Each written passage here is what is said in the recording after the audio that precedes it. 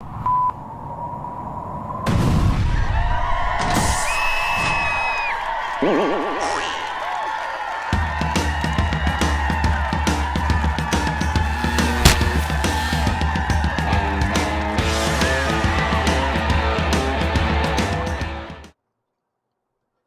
everybody. Welcome to another Comic Source Comic Boom collaboration. This is your spotlight for DC titles coming out the week of October 19th, 2021.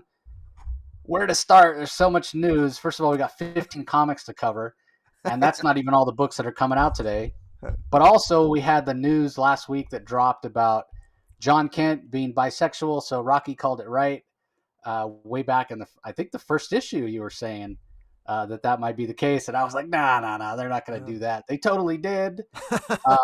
And I, not to go on a huge rant about it, but we'll talk about it more in a little bit when we get to the Superman Son of Kal-el issue 4.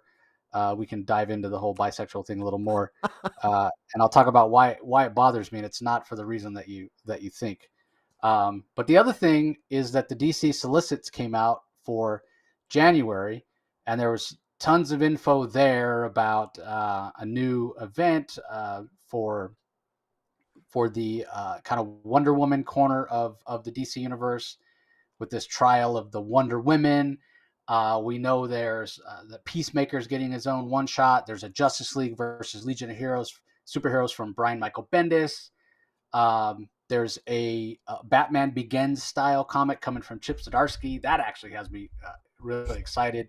There's also a backup coming in Detective Comics written by Mark Waid, where it's the sort of a nickname of it is World's Finest because it's a story that stars Superman and Batman. And I got to say, like, I hope that backup leads into a regular series. I would love to read a World's Finest story by Mark Waid, especially if it's sort of outside of continuity, like the way that the Peter J. Tomasi and Brad Walker detective felt when it first started, where just let Mark Waid tell the stories he wants to tell. Don't worry about where it fits into DC continuity. Just let Mark Waid do his thing. So yeah, there's a lot of good stuff coming out in January, and the solicits are out. You can go and check them out. And the last thing is this last weekend, big news was the DC Fandome, which honestly, it's never going to replace like the convention experience, right? Like we had New York Comic Con recently, and DC wasn't even there. We didn't have a San Diego Comic Con this year, and even if we did, now that DC is AT&T's decision to put DC in with the Warner Brothers booth, and I don't think that's going to change, even though Warner Brothers or AT&T has kind of shuffled Warner Brothers off to Discovery.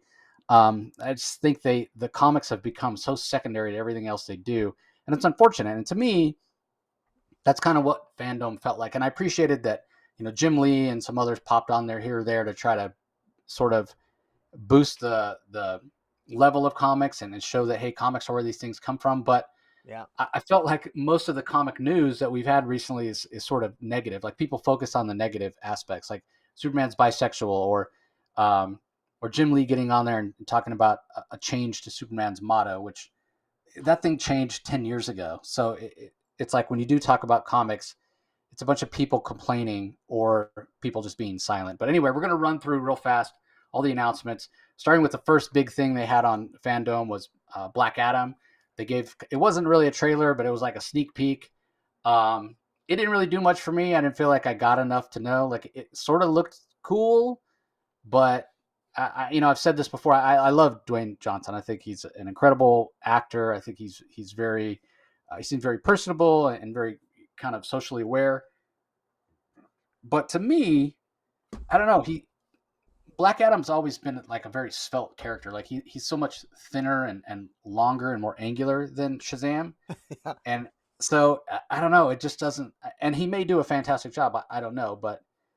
That trailer looked amazing. I mean, that looked amazing. I love that with him catching the bullet and them stumbling upon his tomb or where he's trapped. And I thought it was an amazing teaser trailer. Yeah, and the other part of it is in recent years, and again, this is probably a lot to do with the movie. DC seems to be trying to turn because Black Adam used to just be an outright villain, right? And then he's gone back and forth, a little more of an anti-hero, but still more on the villain side than anything. But now, of course, with Dwayne Johnson wanting to play him, I feel like and what's happening in the comics. More on the hero side of things. I don't really see him that way, so I guess we'll see. They showed a new costume off for the Grant Gustin version of the Flash with gold boots. I don't see what the big deal is, but he made a big deal about it. So I don't know. Any thoughts on that, Rocky? On the On the gold on the boots? Flash. Yeah, No, I'm not a fan of the Flash. That CW show should have been canceled a long time ago. I'm not a fan of the CW Flash. It does nothing yeah, for me, and it takes away from the Flash movie too, as far as I'm concerned. yeah, It waters down the quality of the. It's not good. It muddies the waters, in my view. yeah. And again, he made a big deal about getting gold boots. I didn't get it. They showed a little sneak peek of Aquaman and the Lost Kingdom. Jason Momoa. That's obviously the sequel. They didn't really they showed some behind the scenes clips. They didn't really even have like a teaser for it the way they did for Black Adam. So not really much to say. Not really much to say there. But in other Aquaman news, they did show a clip of the 3-part animated special coming out HBO Max for Aquaman King of Atlantis, which it seemed very much for kids. I didn't really understand why his hair is green. It's a musical. It almost was like a musical. Yeah. It was So that weird. was I guess that's good for Aquaman fans. I thought this was one of the cool things to come out of it. We had Dennis Cowan and Reggie Hudlin from Milestone Media that jumped on there, talked a little bit about comics Milestone. They announced there's a Blood Syndicate series coming, but they also announced DC's next writer and artist workshop for the next generation. The next one is going to be a partnership with Ally, which I guess is this kind of financial management platform, and it specifically focuses on people that are kind of underprivileged, try to get them to take advantage of budgeting and managing their money without kind of predatory fees and whatnot. So they are allies teaming up with Milestone and DC so that the next workshop is going to focus on creators of color. So I thought that was really good. We always need more diverse voices in comics to kind of tell more relevant stories. And I think we're in a golden age of that, and it's gotten much better, but obviously there's still a long way to go. So I thought that was a pretty cool announcement for sure. Yeah, I thought what interested me about that is that I thought that they were going to, I kept waiting for them to say that was for certain groups or certain ethnic groups or for certain minorities or just to diversify their base, but diversify their writing. But it sounds as if that it's open invitation to all underprivileged, regardless of race, which, Yeah. I guess it's good to hear, because obviously underprivileged applies to everything. And it was nice to hear that at least they didn't seem to, they didn't seem to identify either gender or race when they talked about underprivileged, which I thought they were very careful not to do that, which was interesting. Yeah, and the other thing is, it sounds like DC is totally revamping their whole kind of talent search protocol, which I think it's been good recently, but it's been more. And you look at the names, and again, I don't want to single anybody out or say they haven't been doing a good job. I think the guys that have been running it, Scott Snyder's been involved, Joshua Williamson's been involved. They are trying to help, but it seems like a lot of the creators they bring in are creators that have worked in independent comics already, or names that if you're kind of like us and live in the world of comics, you already know. So, are you really expanding and bringing in more people, or are you just helping the people that are already in kind of raise their profile, which is totally valid? But it sounds like they're going to be reaching out more to people who are having a hard time breaking in, regardless of race or color. Because even after this first one, that's going to focus on persons of color and underserved communities, keep this format, which again, I think will help people that are still feel like they're on the outside trying to get in. Next thing they did was they showed a Suicide Squad Kill the Justice League trailer for the Rocksteady studio game, which a lot of the stuff that they showed, I was like, man, we saw this last year and it's still not out yet. Like, I guess COVID and it's causing problems with, people working from home, things taking longer. But I just feel like, God, the Batman movie should have been out already. The Suicide Squad movie at least I feel like it should have been Yeah. out already. But it looked like it was fun. If you're a gamer, I'm not. But if you're a gamer, I guess maybe you'll be into that. The next thing they showed, and this has me excited, but not for the reasons you think, but I'm going to let Rocky comment on it first. They showed a teaser trailer for the Peacemaker TV show that's going to be coming on HBO Max. What'd you think of that, Rocky? Well, I thought it was as good as you could be expected for Peacemaker. I didn't like the Peacemaker character in the Suicide Squad movie. I thought he was a reprehensible person, and I didn't find him to be his humor in the Suicide Squad movie never made up for my dislike of his character. But it sounds as if potentially there might be some redemption for the character in the series, or that it was hinted at when the director and the cast when they all got together and they had their conversation following the teaser trailer. So we'll have to wait and see. I'm certainly going to watch Peacemaker. The preview looked really funny. I actually enjoyed. I thought it was the cast seemed to meld very well in the preview, and I thought it was funnier than a lot of the moments in the Suicide Squad movie involving Peacemaker. So I'm definitely going to be checking out that series, and I hope it hits. I really hope it does. Yeah, I still haven't seen the Suicide Squad movie. I know I need to. I need to make time to be able to just sit down and watch it without any distractions. I just haven't had time. Um, but that was I didn't. I had no plans to really watch the Peacemaker series. I haven't. Like I said, I haven't seen the Suicide Squad movie. But here's the thing where I was like, oh, I really need to watch the Suicide Squad movie, and I need to be. I'm going to be watching this right when it comes out. And it's not because I like Peacemaker or don't like Peacemaker. Or John Cena or James Gunn, the writer, director, whatever. It has nothing to do with that. It has 100% to do with seeing one of my favorite DC characters, if not my favorite DC character, on the small screen and knowing he's going to be on this series. But it could be that I watched the first issue and they don't really give me a version of that character that I enjoy, and so then Yeah. I won't watch it. But that's Vigilante. It better be Adrian Chase. The costume looked dead on. That's what had me excited. I'm watching the trailer and John Cena's doing whatever, cracking jokes, but I'm hyper focused on whenever Vigilante showed up for those, few frames here or there. He's just one of my favorite characters, and I hope they do him justice. And I don't Well, mind. It doesn't have to be the Adrian Chase version from the comics where he's super serious and stoic or whatever. If they play him for comedic relief or whatever, as long as it's done well, I'll enjoy it. So yeah. I guess I'll have to wait and see. His costume looked really good. Like it looked really His good. Like costume looked dead on, yeah, like from the comics. So, well, moving on, they did give us a sneak preview of Superman and Beyond, which is a new animated series. It focuses on Clark Kent, Lois Lane, and Jimmy Olsen, and it's a African American Jimmy Olsen, which I thought was interesting, but I think will totally work. So that looked kind of fun. And then Jim Lee popped on, and I mentioned this briefly before.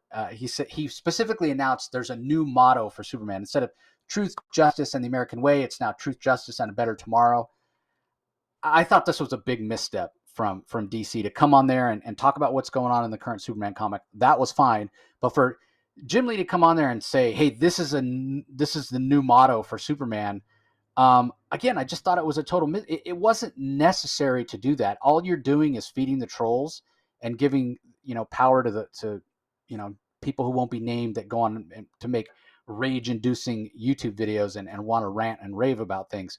Because 2011, during the J. Michael Straczynski storyline where Superman was walking around the country, there was a story there, and the right, the conservatives got all mad at that point because Superman in that storyline came right out and said that he was having a problem with the U.S. government. I don't want to be a tool for the U.S. government. I'm not Superman for America. I'm Superman for the world. It's been that way for 10 plus years that there's been some political backlash or whatever. And so yeah, it's been 10 years in my mind that Superman's abandoned the truth, justice, and the American way.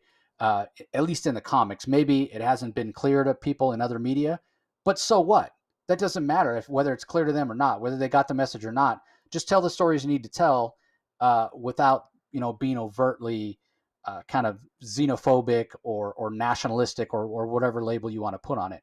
Because here's the thing that people don't understand: that truth, justice, and the American way, that only came out like in the 40s during the radio serial. That's where that first showed up. So it's not like that's been a part of the character from the very beginning, you know. But Superman, as he's become, more worldwide and more popular, people just identify him as an American creation, and he's part of Americana, and that won't change regardless of what his slogan is. But I agree that he shouldn't be Americanized, and it shouldn't be truth, justice, the American way. I don't think it should be that way. I think this is a better slogan, but I just think putting it out there overtly doesn't serve any purpose. I don't see that it does anything other than give fodder and ammunition to the people that want to tear things down and want to be divisive and want something to be angry about. So I don't know. I thought that was a big mistake. And again, it's 10 years too late, DC. You did this 10 years ago and a bunch of articles were written about it. And so you should have learned the lesson already. You knew this was going to happen. So I don't know. Yeah. I thought that was a big misstep, maybe the biggest misstep of the whole event. What did you think about that, Rocky? Any I thoughts didn't. on it? Yeah, well, I didn't mind that they mentioned it. Quite frankly, I mean, look, you're gonna piss off. You're gonna piss off certain groups no matter what you do anyway. And stating the obvious that Superman stands for a better tomorrow. I mean, of course he does. I mean, this isn't news to anyone who's paying attention or anyone who's reading comic books in the last, like you said, the last 10, 20 years. Good grief. And so, I mean, but I do think of all the things for DC to sort of say something fairly obvious. I thought that should be fairly harmless. And quite frankly, people that are criticizing it, I think, really look stupid. I mean, you're gonna criticize it. I mean, really, it's not. They sound idiot. They just sound foolish. And it's Yeah. not an attack on America. In fact, it's a very American thing to do, to acknowledge that in America, striving for a better tomorrow is what it is. That it's not just how it's a very big and noble thing for America in general to recognize that the greatest hero on the planet stands for a better tomorrow. But he still has American roots, and he still was born and raised with American values in his origins. There's still a lot for America and proud conservatives to be proud to be happy for, if they stop and think about it. If in fact they want to take that kind of an issue with it. So it didn't bother me so much. And frankly, hey man, if you're gonna wrinkle some if they're gonna wrinkle some feathers, so be it. I mean, of all the things they did, I'm not going to. They can't please everybody, and at some point they have to maybe put their foot down. And if it's a better tomorrow, well, so be it. But that didn't bother me. That didn't bother me. Yeah, I mean, I guess I can see your point. They're trying to take a stand and make a difference, and I guess I can respect that. But again, I just felt like it's been that way for 10 years already. That the American way, part of it's been, Yeah, uh, you know, kind of abandoned. yeah, And again, not the values of it, like you said, but just you need to make it clear this isn't a nationalistic stance for Superman. So anyway, then we got a sneak peek of DC's League of Super Pets, which is another. This is actually a big screen animated film that's coming out, supposed to hit movie theaters on May 20th, 2022, with a bunch of big names: Dwayne Johnson, Kevin Hart, John Krasinski, Kate McKinnon, Keanu Reeves. So that should be a lot of fun. There was a sneak peek of the next season of Doom Patrol. It was announced they got a fourth season, I guess, of Doom Patrol. Matt Bomer, who plays, I think, was it Radioactive Man, I think, or Negative Man. Um, he was the one that made the announcement that there's going to be another season. So I don't watch Doom Patrol, but I guess if you do, you'd be pretty happy. And then they also gave a sneak peek of The Flash. Rocky mentioned it earlier. Ezra Miller, who was wearing quite an interesting outfit to DC Fandome with like this dog collar. I don't know. I thought it was weird. But yeah, we got some scenes of The Flash. I don't know. I'm a bit underwhelmed. I like Ezra Miller as an actor, and I like his portrayal. Like I like what he did in Justice League with the character of Flash, but it doesn't feel like any version of Barry Allen I've ever. He feels more like a Wally West than a Barry Allen either. So I'm not sure why they decided to make him Barry Allen, but I I don't know. I'm apprehensive on how good that Flash movie is going to be, but at least it's leaning into the idea of the multiverse, which I guess could be either good or bad depending on if they make it too confusing or not. But any thoughts on the Flash trailer? Uh, I when it comes to the Flash, I I very much I was wondering who the Batman is. I'm sure it's Michael Keaton, Yeah. but it uh, it seemed very. It was obviously very generic. You could they were just giving us the bullet points. It's obvious that he's going to go back in time because he talks about time going back in time. It's he goes back in time. You could tell he almost touches his mother, and of course the Flashpoint paradox was created when he saves his mother's life, and all chaos ensues from that. So it really was just a teaser, because like Ezra Miller said, they're not. I don't think they filmed enough of it to really put together an adequate teaser, but it was enough to put a smile on my face anyway. Yeah, fair enough. They also talked a little bit about the Sandman TV series that's coming up with Gwendolyn Christie as Lucifer Morningstar. They talked extensively about the Injustice video game franchise that's coming to a comic series, or was a comic series, and is now coming to the DC animated film library. There was a talk of Blue Beetle again, no footage to be seen, but the directors and the star of Blue Beetle showed up. They talked a little bit about Monkey Prince, switching it back over to comics, which is a character that was in the Asian one shot that Rocky and I covered a few months ago. And Jean Luen Yang is the writer, Bernard Chang's the artist. They're both Asian, so they're the right ones to bring this character to life. And I was a bit underwhelmed by that story. It didn't really do a lot for me, but DC seems to be putting a lot of clout behind that. So hopefully it'll be a good series. In other video game news, other than the Suicide Squad Justice League one, we got an extensive preview of Gotham Knights, which is it looks very much like the whole Arkham Asylum game to me, but it's going to have a lot to do with Court of Owls. So Snyder and Capullo were actually on there talking a lot about that.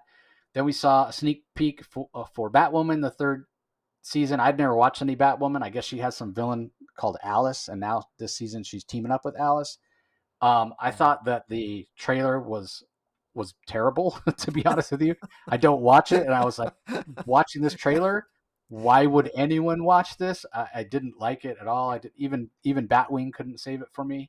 Yeah, well, apparently Poison Ivy and Mad Hatter are going to be the villains for the next season of Batwoman, and I have not watched it either. So it's yeah, it looked to me like low budget, poor quality, and like the Batman 66 show, but yeah. like that campy, but not on purpose. Yeah, You know? the actress that plays Batwoman, she did a nice presentation. She seems like a very Yeah, nice, no, very nice young woman, very attractive, and so it's no nothing against her, of course, but it just yeah, that first season rubbed me the wrong way, and I just I'm probably doing her a disservice. I probably should check it out. In fairness to her.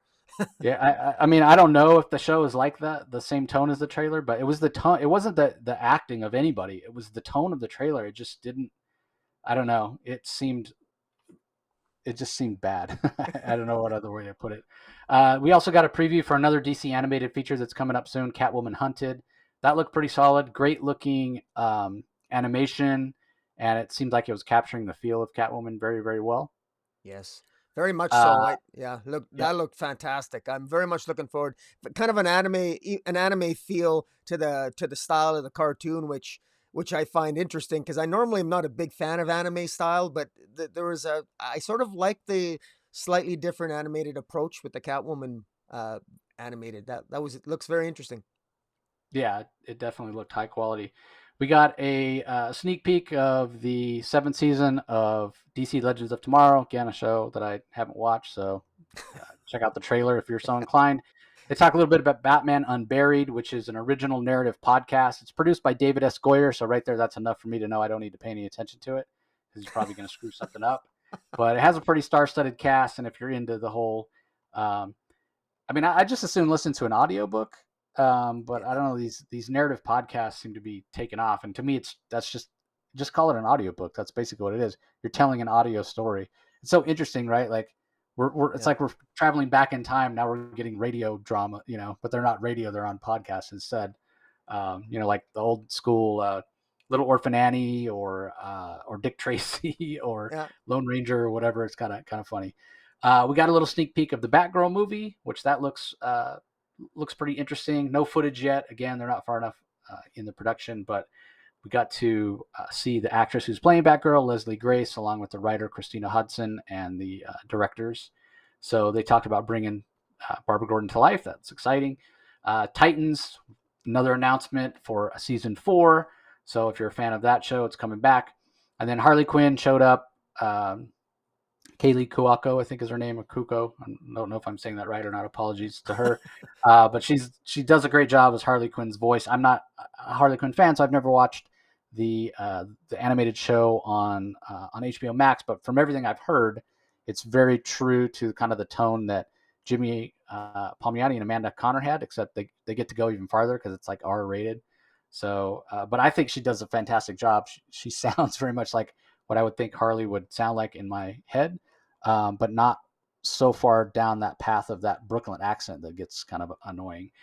And then there was also a preview for Batman the Caped Crusader, which is sort of a continuation, or at least a spiritual sequel to Batman the Animated Series. So Matt Reeves is directing the Batman movie. J.J. Abrams, Bruce Timm, they're all getting together, and they're giving us more Batman animated series, basically, but it's called Batman the Caped Crusader.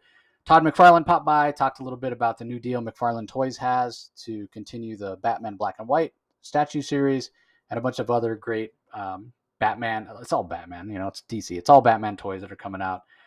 Young Justice is having a new movie coming out called Young Justice Phantom. So we got a trailer for that. They talked about DMZ, which is Brian Wood's story that's being adapted into a live action. I think it's a 4-part miniseries that's coming on HBO Max. We got a sneak peek at Naomi, which I thought looked pretty good. Ava DuVernay, DC TV project. It's Brian Michael Bendis, Jamal Campbell, David F. Walker's creation. I thought it looked pretty solid. So go check out the trailer for that if you're so inclined. A little sneak peek of Shazam! Fury of the Gods. Again, no footage, but we got to hear from the actors that are involved in that. We had a Wonder Woman creators pop on to talk about her 80th anniversary, and like I mentioned about during the solicits, Trial of the Amazons, a big event coming for 2022. There was a behind-the-scenes look at Sweet Tooth, which already had been announced that there was another season of that coming on Netflix. There was another announcement for another series. Are you getting what I'm talking about here about not much comic stuff and all movie and TV stuff? Pennyworth is getting another season, no longer on Epix, but now on HBO Max. So again, this is why it didn't really interest me that much. It was a 4-hour commercial for movie and TV stuff. I would have liked more comics, and it didn't have the interaction because it's not live. And that's what when I go to conventions, that's what I'm looking for, the interaction, to be able to ask questions and whatnot. That just wasn't there. But anyway, Pennyworth is a good show. I've met the guy who plays Pennyworth. He's a great guy. And I think Jack O'Bannon is his name. And I think if you enjoy that show, it'll be just as good on HBO Max. And then finally, the last thing they did, of course, they saved it for last because it was the one thing that everybody tuned in for, was the Batman trailer for the movie from Matt Reeves. And again, I have my doubts. I didn't like the trailer they released last year during last year's Fandome. I'm not a fan of Robert Pattinson. I'm not a fan of what we saw of him as Batman. I did think this trailer did a much better job of making this look like an interesting movie, but I'm still worried. And the biggest reason I'm worried is the fact that this is taking so they wrapped up filming almost a year ago now. Well, at least 9 months ago, and they're still working in post-production. And you've heard all the stories about, whether, and again, Warner Brothers tried to play them down, but I've heard from other people that it actually was pretty close to the truth, but who knows? The truth probably lies somewhere in the middle. But you've heard these stories about Matt Reeves showing kind of a test clip, or without all the post-production and special effects added in, but showing the executives at Warner Brothers a movie, and it started a screaming match. And I'm just worried that, a good movie, it's like a dance, and it comes together kind of seamlessly with all the parts working. Talked to so many different creators about whether it's a comic or a TV show or a movie, about catching lightning in a bottle, and everybody's on the same page and they're all pulling in the same direction. And although it's still hard work, everything comes together seamlessly, and things don't drag on, and you're not constantly going back trying to fix things. And that's what it seems like is happening with this Batman movie. So I'll still probably go and see it. I'm more likely to go see it now after the second trailer than I was for the first trailer, but I still have a lot of reservations about whether or not this is going to be good. And being that Batman is the character at DC Comics and the one that's supposed to, make the engine go and pay the bills, if they screw this up and it ends up being bad, again, I just think you're setting the whole DC cinematic universe back again. Like, okay, now what? Warner Bros. Gonna say, now what do we do? Do we just erase everything and start all over? Like, I don't know what the problem is over there. I really don't. Marvel seems to get it right. Maybe DC needs to give Kevin Feige like $78 bajillion to go over there and fix things for them. So Well, I don't know. What did you think, Rocky? I'll be a little bit of an outlier here. I had serious doubts about Robert Pattinson last year when I saw that Batman preview, or the Batman the first trailer, but this one looks really good. this feels like a different Batman. This feels like a different Batman, which is, and I can't believe I'm saying that because we've had a lot of different Batman, from Michael Keaton to Val Kilmer to George Clooney to Ben Affleck, and I'm sure I missed a couple in there. And this is just this is really good. I can't believe how angry Robert Pattinson. This is an angry Batman, a young Batman, but filled with anger. And this almost had a horror feel to it. And I really felt when the Penguin, it was, was being chased by Batman, and there's that explosion, and the car comes through, and the Penguin's car flips over at the end, and the way that trailer ends, and you see that upside down version of, you see Batman walking out of the flames with his cape flapping in the background, walking toward Penguin's vehicle, and he's upside down just like a bat because the Penguin sees him upside down. I think visually it was just masterful, that trailer, and I just hope the movie comes through and is 10% of what that trailer suggests it might be. So my fingers are crossed. And the cinematography with that scene with the silhouette of Catwoman and Batman, that was right out of a comic book, man. And so there, as a comic book lover, if they can pull off scenes like that in this movie and still have that resonance and the gravitas that I felt in the trailer, I'll be a very happy DC fan. Yeah, I mean, don't get me wrong. There was so much to like. I loved Catwoman's look. Not that familiar with Zoe Kravitz, but I thought, wow, she's got the look. The visuals were stunning. I just, again, every time Pattinson's on the screen, I'm like, he looks way too small to be Batman. But I'll see what happens. One thing that was interesting, you noticed throughout everybody talking about the Batman movie, a lot of them were wearing the Batman the Imposter shirt, which is the series from the screenwriter that we talked about last week. And I mentioned in there, when he takes his mask off in the comic, he looks like Robert Pattinson. I didn't like that. Clearly, there may not be out and out saying it, but clearly, from everything I've seen and from the way things were promoted and talked about, the Robert Pattinson Batman, that version apparently is the same version of Batman that's starting in Batman the Imposter. Well, it's the same director. It's the same writer. It's the director wrote. The screenwriter wrote that. Matt Reeves is the director, but Mattson Tomlinson, I think, is his name. Mattson Tomlinson is the screenwriter. He's the screenwriter for the movie. For Matt Reeves' The Batman. Yeah, so it's not surprising. Yeah.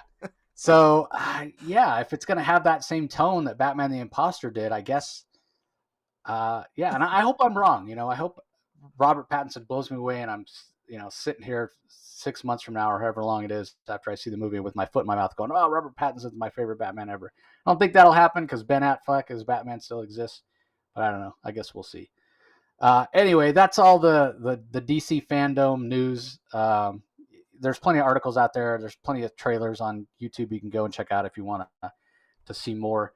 Let's dive into the books for this week. Speaking of Batman and Black Label, we have a Batman adjacent Black Label book from creator Cliff Chiang. He's writing it, he's drawing it, he's coloring it, he's even lettering it. It's called Catwoman Lonely City. And I'm not a big fan of Cliff Chiang's art style. His stuff's a little too angular for me, but he's a fantastic storyteller. I mean, that's just a personal choice in terms of rendering and line work. But he's a fantastic storyteller, and I love the choices he makes. He uses a lot of silhouettes, uses a lot of widescreen, panoramic views to kind of set tone and mood. And I think all that works really, really well in this Catwoman story. I do sort of wish that either he didn't color it himself or somebody else colored it, or he just chose to have it with a brighter color palette. I get why he's choosing to use such a muted palette. Basically, the story is Batman died 10 years ago on when some big disaster befell Gotham City, and Catwoman herself barely survived it, and that was how she got captured, basically. And she's been in Blackgate prison for the last 10 years. So, she gets out. She's still trying to figure out what her role is going to be going forward. She's much older now. She can't really physically do the things she used to do, bad back, bad knees, whatever. Not to mention any injuries that she had from that disastrous night. It's called Fool's Night. and so it's very much a different Gotham City that's sort of run down and cynical, but at the same time, it's supposed to be a, to use a word that we were talking about earlier, Superman's slogan, a brighter tomorrow, right? Like Bruce Wayne, when he died on that night, Fool's Night, in Catwoman's arms, and he left all his money to Gotham City, and they started a bunch of programs to help the poor and the unfortunate. And again, it's sort of getting into that conversation that happens from time to time about, well, Bruce Wayne could do more with his money if he just helped out with social programs than he can as Batman. He could do more good. And this is sort of addressing that, right? So Harvey Dent, who redeemed himself from being the villain Two-Face, redeemed himself on that night by helping out and rescuing people or whatever. And in his own words, embracing the things that Two-Face had to say. Apparently he's found a way to meld the two different sides of his personality. Harvey Dent's a mayor, but it doesn't seem like he's all on the up and up, because apparently we learned that he manipulated this release of Catwoman because he's after something that Bruce wanted for the city, some program or software or something called Orpheus. We don't even know exactly what it is at this point, but so it's an interesting setup. This 10 years in the future with Harvey Dent as mayor trying to do good, and supposedly Gotham City being better and safer, but at what cost? Like there's like armored police officers that their armor sort of resembles Batman. So in a way, a little bit of a magistrate feel, like this fascist police force that's people are losing out on their freedoms. Everybody's going to have to wear a G band or Gotham band so they can be tracked. So you're giving up freedom for safety, which obviously is relevant in this time where we're talking about, hey, give up a little freedom, get a vaccination, and try to help out the people who can't. So a lot of relevant topics here from Cliff Chiang, and I'm sure he's been working on this for a long time. I'm sure long before the pandemic and the vaccine or whatever. So it's really going back to the idea of freedom versus safety, which, in this country with 9/11, that's where that whole sort of debate really started in earnest. But I really enjoyed this, despite the fact that I'm not the biggest fan of Cliff Chiang's rendering. Just again, his art's a little angular for me. I love everything else about it. It's just not real fluid to me, and especially when you're talking about a Catwoman story, it should be fluid. But the most art I've seen of him was on Wonder Woman, and I kind of feel the same way. He shouldn't draw female books in my mind, because the way he draws things, like, they're so angular, it just doesn't give that sense of softness that I would want on a Wonder Woman book or a Catwoman book for that matter. But it's a minor nitpick. Like, I was totally engrossed in the story. Like I said, I love the choices he makes. It would feel a little different with a brighter palette, though, and I mean, maybe he's purposely trying to make it feel super dystopian and depressing. But I just thought it would pop. The artwork would pop a little more, and the story would feel a little more dynamic with a brighter color palette. But all in all, I thought it was a pretty solid debut. And I know a lot of people have been looking forward to it. So I expect it to do quite well, and I expect it to get really good reviews. What do you think, Rocky? I like it. It's funny because I know Tom King loves Catwoman, but Tom King, I find, and we'll be talking about Batcat later. I find that Tom King has too much of a love affair with Selina. He makes her too much of frankly, a little bit too much of a Mary Sue, in my opinion. I like Cliff Chiang here. His Selina is much more down to earth and much more flawed, and is old and ragged, and maybe that's a little harsh, but she's not in her prime anymore. This is 10 years later. She's spent time in jail. There was many people that died on the day that Dick Grayson is dead, Alfred is dead, Batman is dead, and on the day in question that led to all that, Catwoman got blamed and was put in jail for it, and it's 10 years later, and it looks as if somebody has let her out of jail, perhaps with an agenda to find out something about this Orpheus and this Project Orpheus or whatever it might be, and it's interesting. It's also interesting that you mentioned the Cliff Chiang's art itself. I thought the coloring could be a little. They're very muted, and perhaps they could be a little bit more eye popping. But I do believe you're right that the coloring was intentional. it's funny that Cliff Chiang, I always find that his rendering of women isn't, there's something about it that's enticing, and yet it hasn't really caught on. He's not known for being someone that draws women, spectacularly well. Yet he drew Wonder Woman. He drew Paper Girls, for God's sakes. I mean, these very popular characters that, it's all women. And it's sort of, it's interesting that but he's got a particular style of art that I think does resonate with people. I like this. I think the story, I'm really curious. This poses a lot of questions. This is 10 years later, I mean, with an older Barbara Gordon, an older Oracle, a very disheveled Selina. This is a very, you've mentioned how we've sort of gotten this story before with the backdrop with the magistrate and how Gotham City is often, this is, now it's almost a police state, but now it's not a totally dystopian future here, but it's one that is, the good guys are gone, and it's a very different Gotham City. I like it that this is Batman free. That this gives Selina time to shine as Catwoman. A Gotham City without Batman, without Nightwing, with Oracle, or with Barbara Gordon, who is no longer an Oracle. This is a very different future, and I'm really curious to see what Cliff Chiang is going to bring to the table when this series ends. So I'm definitely be checking out future issues. And yeah, I give this a solid 7 out of 10. Yeah, it was really good.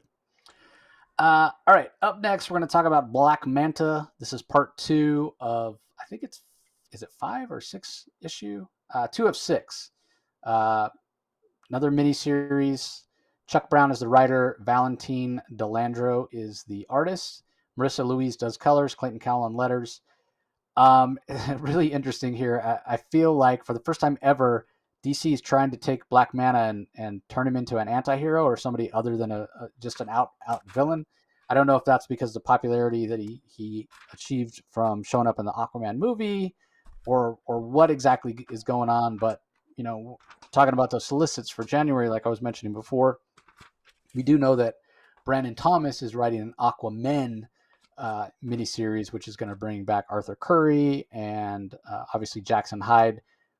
I think Black Manta is going to be in that as well. So kind of interesting, because in this particular issue, with Black Manta trying to figure out what's going on with this stone that's causing him pain and affecting him negatively, he goes on sort of a fact-finding mission, and he seems, I mean, obviously he's going to be sort of the main character or the protagonist of his own miniseries, but he comes across as like a hero actually in this story, where he's fighting against, people who are possessed by demons or something, and he's fighting against Gentleman Ghost, which I'm a sucker. Put Gentleman Ghost in a comic and I'm there. He's one of my favorite, most underused DC villains. So it had very much a different feel.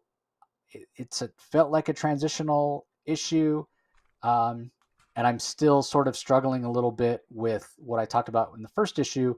Black Manta has always been a very technical, science-based character to me, and they're mixing him in with sort of mythology and magic and Themyscira and that sort of corner of the DC universe, which I just don't know that works for me. But obviously we're only 2 issues in, so I guess we'll have to hold out and see how it goes. I've talked at length before about Valentine Delandro's art. I'm just not a fan. It's a little too unfinished for me. It's a little too unpolished. And the other thing about it is that the real light on backgrounds, and in this particular issue, it's a lot of big panels, which led to a very fast-paced issue, and it felt like we didn't get a big chunk of story. So I wasn't a big fan of the art, but I am enjoying this series. But I don't know that I can recommend it yet, because I just don't know where it's going. We're 2 issues in, we're a third of the way done, and it feels like we're barely still establishing things. So what were your thoughts, Rocky? I had to read this comic book twice, and I can't believe I took the time to do so, since we had to read 15 comic books this week again. But that just goes to show how much time I had on the weekend. which I can't believe I'm admitting. But it's okay. I was drinking Corona, so it helped cushion the blow. Um, uh, this was actually interesting. There's a little bit of an indirect crossover with a subject that's going to be happening in Nubia and the Amazons. You mentioned Gentleman Ghost shows up. They're what Black Manta is doing along with his partner Miss Gallo is that they've identified the stone. One of the agents that they speak to, one of their people that's helping them out, this Dr. Shin, identifies the stone from mythology. It's this oraculum stone, and it's a magic ore that's forged by the lost tribe of Atlanteans, and it apparently has some effect on humans that have some remnant DNA from Atlanteans in their makeup. And so there's a suggestion here that Black Manta might have Atlantean DNA in him. And it's very interesting. So I think that DC Comics editorially, if I didn't know better, I think that they're making Black Manta more relevant and indirectly making Jackson Hyde more relevant by establishing a genetic link between Black Manta and the lost tribe of Atlanteans, which I think is quite intentional and quite interesting. Meanwhile, at Doom's doorway on Themyscira, Nubia and the Amazons, of course, they guard Doom's doorway from basically evil creatures coming up through Doom's doorway on Themyscira. There's this mysterious woman that has appeared there as well, and she has she doesn't have a lot of memory of where she is or who she is exactly, and the Amazons are they want to help her. They want to actually help her out, but it's unclear as to exactly. I'm trying to bring it up here. They're unclear as to exactly what it is she's trying to remember. I'm assuming that she's probably from maybe from the lost tribe of Atlanteans, and in any event, why she ended up coming through Doom's doorway is interesting. Is she an Amazon? Is she an Atlantean? Is there a link between Amazons and Atlanteans as well as humans in the DNA that this oraculum stone is affecting? How does this affect Black Manta? It's really interesting. Meanwhile, there's another mysterious African American that shows up in jail near the end, and it's this mysterious young black man shows up in jail in Boston Seaport Police Station, and these police officers ask him who he is, and they ask him his name, and he says Turner, Zange, Louverture, and Garvey. And all those names have to do with Black history. Zange is a country. I Googled this. And all these names are linked, and Zange refers to a state of religion, and it was a place. The Zange were shipped as slaves for centuries by Arab traders. The name Turner is a reference to Nat Turner, who instigated a famous slave rebellion in 1831. Louverture is a reference to Toussaint Louverture, who converted a slave rebellion into a revolutionary movement in Haiti. Garvey refers to Marcus Garvey, who's a Jamaican political activist and who's known for Black nationalism. So it's clear here that writer Chuck Brown is clearly incorporating some Black history here and some politics and some history of slavery, in addition to linking Black Manta through genetically to ancient Atlanteans. And there's another female Atlantean / something who's enters our world through Themyscira, through Doom's doorway. Chuck Brown is weaving a tale here that's very interesting. If I have one criticism, it's that I had to work a little bit too hard to piece all these pieces together. I wish it would have read a little bit more clear. It's a little choppy. And I also agree with you in terms of the art, Valentine Delandro. It is a little choppy on the art. It could be a little bit more clear. But I will give Chuck Brown credit that there is an interesting tale being weaved here. And I'm really curious. I think this is going to be a game changer for Aquaman fans in terms of Black Manta. Yeah, it doesn't surprise me. I mean, I forgot about that whole Atlantean DNA thing. And again, it just feels like they're sort of forcing us to see Black Manta in a different light. Um, and that's not necessarily a bad thing, but I'll just say this about DC villains in general. It's okay to have your villains be villains.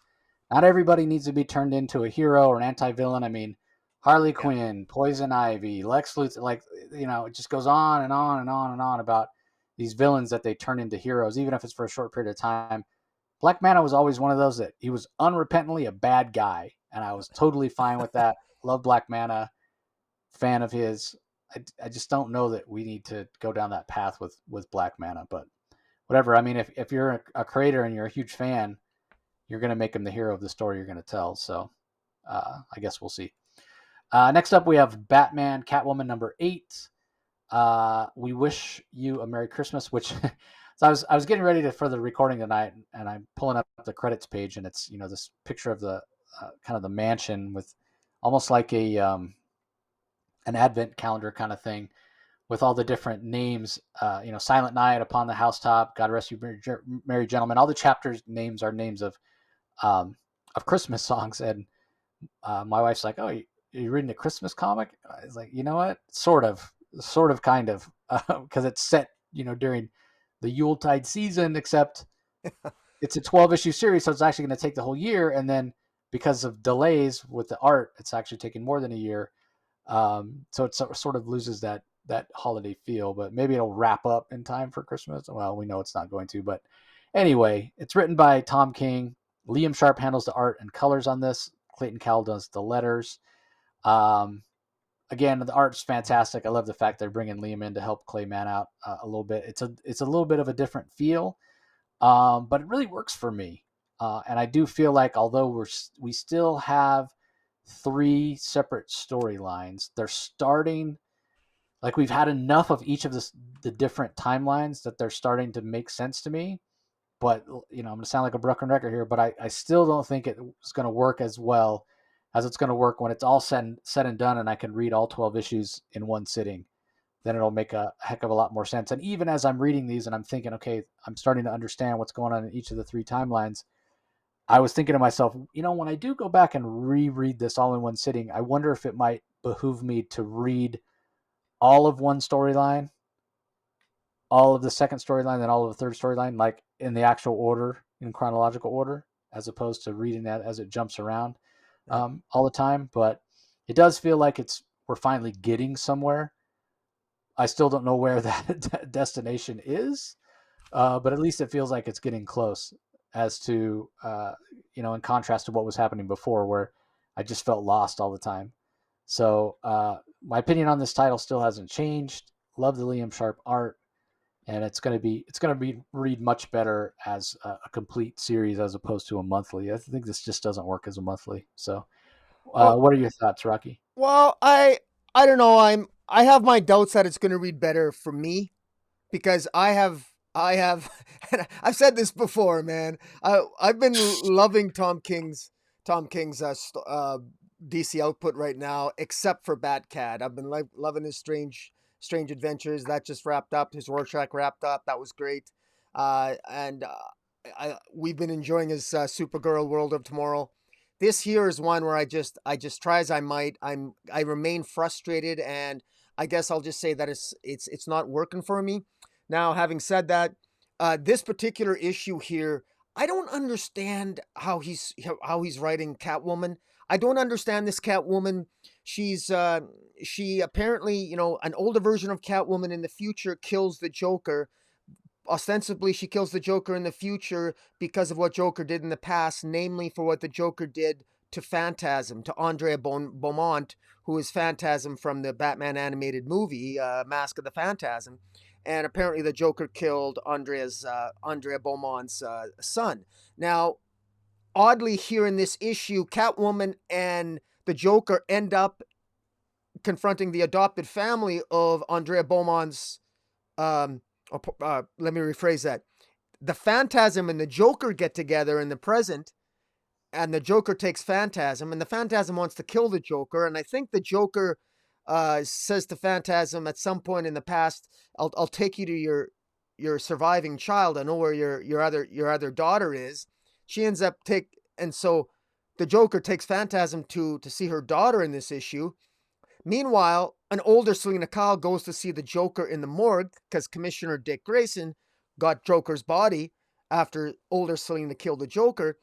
And then we get these flashbacks of Selina being so angry with Bruce and so angry with Batman and saying things like, I lie to you, I lie and you screw me, and then you get mad. I'll tell you the truth, and then you screw me, and then you get mad. And she's pouting. And Batman is trying to get Selina to just, look, help me find the Joker so we can prevent the Joker from killing all these children. And Selina is making it all about herself. Selina is selfish here. I don't recognize this Selina. I think she's borderline psychotic and evil. She makes it all about her. Batman's trying to reach her. Batman's trying to tell her that you're a better person than this. And she, she just continues to bitch to him. You've got your Batarang and your Batmobile and your Batcave and, of course, your Batcat, and you talk like I belong to you. And all Batman's trying to do is he's trying to save the children that are about to be gassed by the Joker. And I don't understand this nonsense that's going on, and I don't recognize this Selina. And I find it really, really frustrating because I can't get a handle on this narrative. I don't know why Selina's being so difficult to deal with. And at the end, I don't even understand really. I'm guessing Phantasm at the end ends up being attacked by the Joker once the Joker shows her daughter, but I'm not getting it here. And I hope that maybe will this read better if I read it all as a trade? I don't know. But in any event, I find myself asking a bunch of questions, and I find that confuse me the more I ask myself the questions. And to the same extent that I'm really enjoying Tom King's other works, Batcat, it's just not working for me. And I can't recommend this myself. But, again, Liam Sharpe's art is absolutely spectacular. And I again, Tom King is gifted with great artists, even when his stories aren't up to task. But overall, this was a miss for me. But, hopefully maybe we'll feel different when it comes out in trade. We'll see. Yeah, well, I mean, I say it's going to read better altogether as one story. I think it'll be less confusing. But the other thing is I'm assuming that by the time the story's all said and done, that we're going to have the answers to those questions. That might not actually be the case. So it might not read better. You're right. And I do agree with you in terms of Catwoman. I just, as much as I enjoyed the beginning of Tom King's Batman run more than the Snyder run, I think it did have problems. I think it took too long. And it sort of ties into the same issue I have with Nick Spencer's run on Amazing Spider-Man. When you take 75 issues to basically tell one story, it just doesn't work for me. That it took too long, and I think that's why Tom didn't even get to finish his Batman run. It was just, I don't know if it was a creative choice or editorial problems. We know the sliding timeline with Doomsday Clock and whatnot, and Rebirth that was supposed to be fleshed out and then wasn't.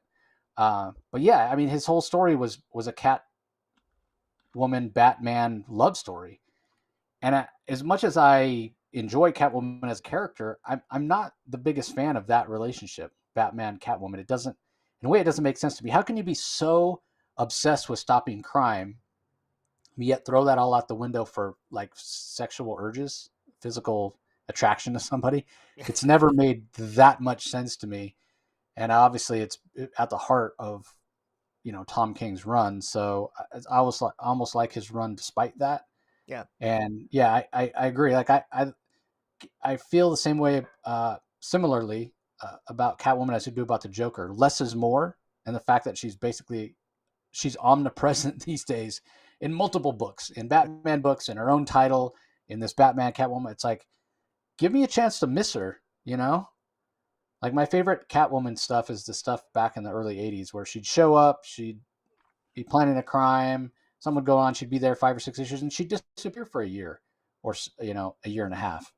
And that's just not the case anymore. So yeah. Well, I find it ironic that Selina spends more time talking to the Joker in this series than Batman, and she's having drinks with the Joker for like 3 issues now in front of her Christmas tree, and it doesn't make any sense. And even Batman is criticizing her. Why do you keep going back and wanting to have talks with the Joker? And that's a very Yeah. good question. And Yeah. and he tolerates it, and it's insane what Batman is prepared to tolerate because it's Selina, because he happens to be madly in love with her. He compares her to a garden in this issue. Like Dick Grayson said, he asked Batman, what you've been with all these beautiful women, you could have had maybe Wonder Woman or Lois Lane or all these other gorgeous women, all those. And Batman's answer was, well, there's roses and there's lilies, but then there's Selina. She's like the whole garden.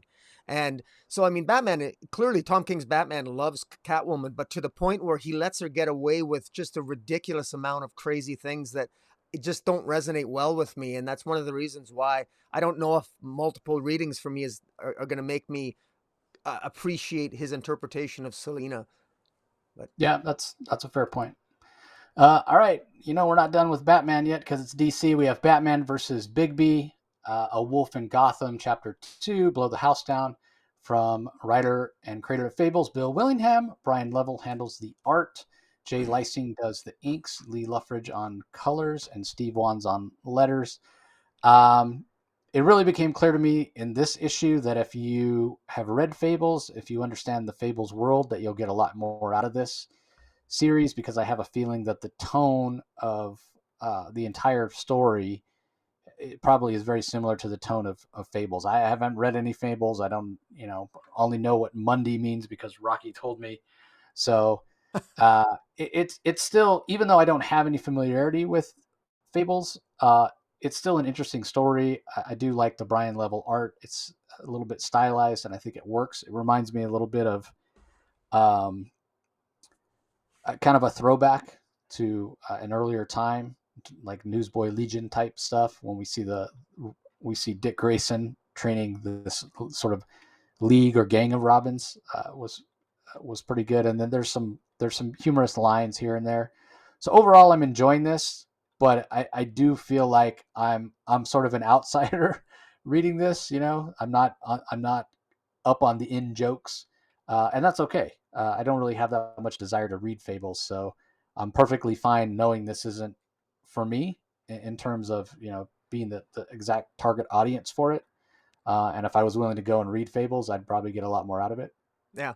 But it's fine. It's enjoyable. It's a good read, and I don't think you have to read Fables in order to read this. I just think if you do read Fables, you're going to get more out of it. So what do you think? Because I know you have read Fables, Rocky. Yeah. Well, I would agree with you. I'm enjoying this a lot more because I've read Fables. A lot of my guesses, in fact, at least one of my guesses was right. Cinderella is in fact Molly Grace, who is sort of like she's one of the investigators who is sort of like in the Commissioner Gordon role. She is Cinderella, and Cinderella was kind of she's sort of like a super spy in the world of Fables. And she's a good spy in Monday world, or the human world. And I like what writer Bill Willingham does here. I like he gives some gravitas to Dick Grayson, who is really good at training Robins, and he shows the training regimen that the Robins have, with the ABC regimen of always be conquering. And Batman is there with Robin, and they're training all these Robins. And Batman is, he's really proud of Dick and how he's training all these young men to be potential replacements, or they're warriors in the field. And so Willingham isn't just building up and referencing Fables here. He's actually building up his own version and interpretation of Batman and the Batman family. And so I appreciate that. And just to be clear, Willingham is not unfamiliar with the Batman universe. I mean, he did write Batman back in the day. In fact, I think he's most famous for killing off Spoiler back in the day and taking a lot of heat for that, although Spoiler was ultimately brought back. Bill Willingham took a lot of heat for blaming Spoiler's death on Leslie Tompkins, which was such a fan outcry that they actually brought Spoiler the character back. But in any event, this is really good because the Fables, of course, they get their power from the belief system that people have when they read the fairy tales. And there's a floating party event called the Executive Exchange, that is held at different locations every half hour, or this location of this party, this Executive Exchange, the invitation is only sent out a half hour before the event occurs. And it involves all these books that are being bought and sold, and uh, Bigby, through his detective work, because he's a good pop detective himself. Both Bigby and Bruce Wayne end up at this event because they're investigating the murder of all these people by wolves, and of course Bigby knows he's innocent, and that even though it looks like Bigby may be a prime suspect, Bigby knows he didn't have anything to do with it, of course, but Bruce Wayne doesn't know that. And there's a really great exchange here between Batman and Bigby, and it's typical Batman. These are both very powerful people that are very confident in their abilities, and in many ways, Bigby and Bruce Wayne have a lot in common. And in fact, Bigby's got a very dysfunctional relationship with his father and had a lot of trauma in his life, whereas Bruce Wayne, of course, lost his parents to trauma. And but in any event, this ends with massive explosions in Gotham City, with Bruce Wayne rejecting Bigby's offer to help and to work together. So it's Batman that rejects Bigby's overtures, because Bigby's told by Cinderella, i.e. Molly Grace, that this Bruce Wayne, this Batman, is probably somebody you can rely upon. And of course, Bigby has his own scent and he's got his own instincts. He thinks he could trust this Batman. And of course, he knows Bruce Wayne is Batman because of this scent, which quite annoys Bruce Wayne. And this is really just the tip of the iceberg. This is just Bill Willingham is still building the plot in this issue, but to great effect. This is a big recommend for me if you're a fan of Fables, and I'm pleased to hear that you could at least catch on to the story, even if you're not a big Fables fan. I think that a lot of these other characters are going to be revealed to be Fables as this story continues. So, fingers crossed. Yeah, I guess we'll have to wait and see. More Batman. We have the regular series number 115 from writer James Tynion. Art is by Bengal and Jorge Jimenez in this particular issue. Tomei Mori on colors, Clayton Cowell on letters.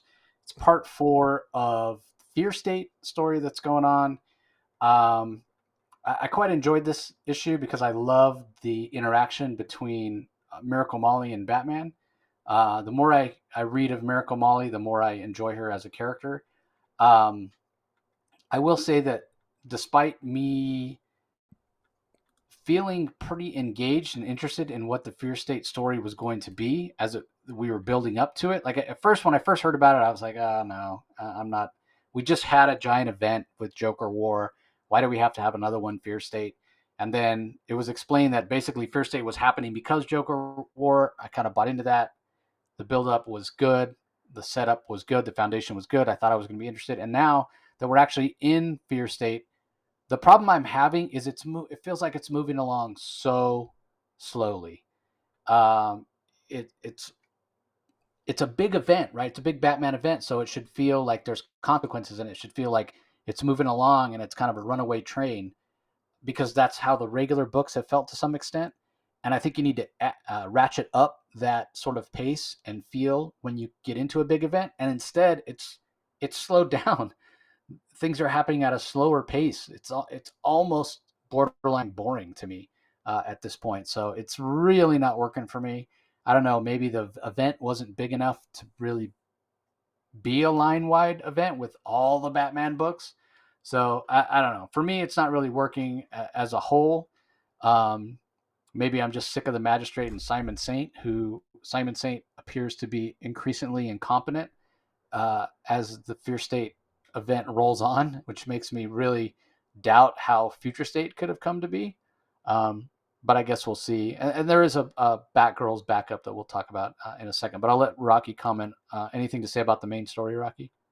Yeah, there's actually quite a bit of information that was conveyed in this chapter. I will agree with you that I think that on the surface it looks like not much is happening, because they're still going after the Peacemaker. Simon Saint is still trying to take down Peacekeeper 1, who is Sean Mahoney, and Peacekeeper X, who is Simon Saint's I guess friend Ricardo, who's Peacemaker X, was killed by Sean Mahoney was killed by Peacemaker 1 last issue. And Simon Saint is devastated by the death of Ricardo. And you could tell he must have he might even, you get the impression that Simon Saint might have been in love with Ricardo. That was the impression I got. And Hey, my instincts were right about Superman with John Kent, so who knows about Simon Saint? But in any event, um, there is concern expressed by one of Simon Saint's workers about poison ivy, and Queen Ivy is under Gotham City, and all her plants and her root system is all under Gotham, and the concern is that she could collapse Gotham if she wanted to, and the result would be even worse than No Man's Land. And so Simon Saint tells all his peacekeepers to stop going after, do not keep going after Peacekeeper X or Batman. Just he redirects them toward Queen Ivy, who is under Gotham, and the gardener is with Ivy, and so while that's going on, we get some more information because Master Wise, who is we know Master Wise has a history. Now, Master Wise is of the Insanity Collective. He has his mind machine that turned Miracle Molly. He gets rid of all the past trauma, and he gets rid of all the past trauma, and he helps create clarity for people with his mind machines. We learned that Master Wise used to do some research with the Mad Hatter, Jervis Tetched, and he was actually with he actually spent some time in Arkham Asylum with the Mad Hatter. So Master Wise has had a past where maybe this guy's not entirely rational himself, but he managed to break the cycle, and he created the Insanity Collective because he got tired of all of them being considered to be insane, and that was, he said, if you, rather than, we're not insane, let's be unsane. He created the Insanity Collective, and Batman tells Miracle Molly about his family and how they help him, and how he really opens up to Miracle Molly. And Miracle Molly has this idea that of maybe combining the mind, the mind machine technology that Master Wise has, and somehow use it to cure the people of Gotham. But in order to do that, they have to, Scarecrow's one step ahead of them. Scarecrow has already had the idea of going to the mind machine because he stole Master Wise's mind machine, which has all the trauma that the Insanity Collective accumulated when they removed trauma from their members' minds.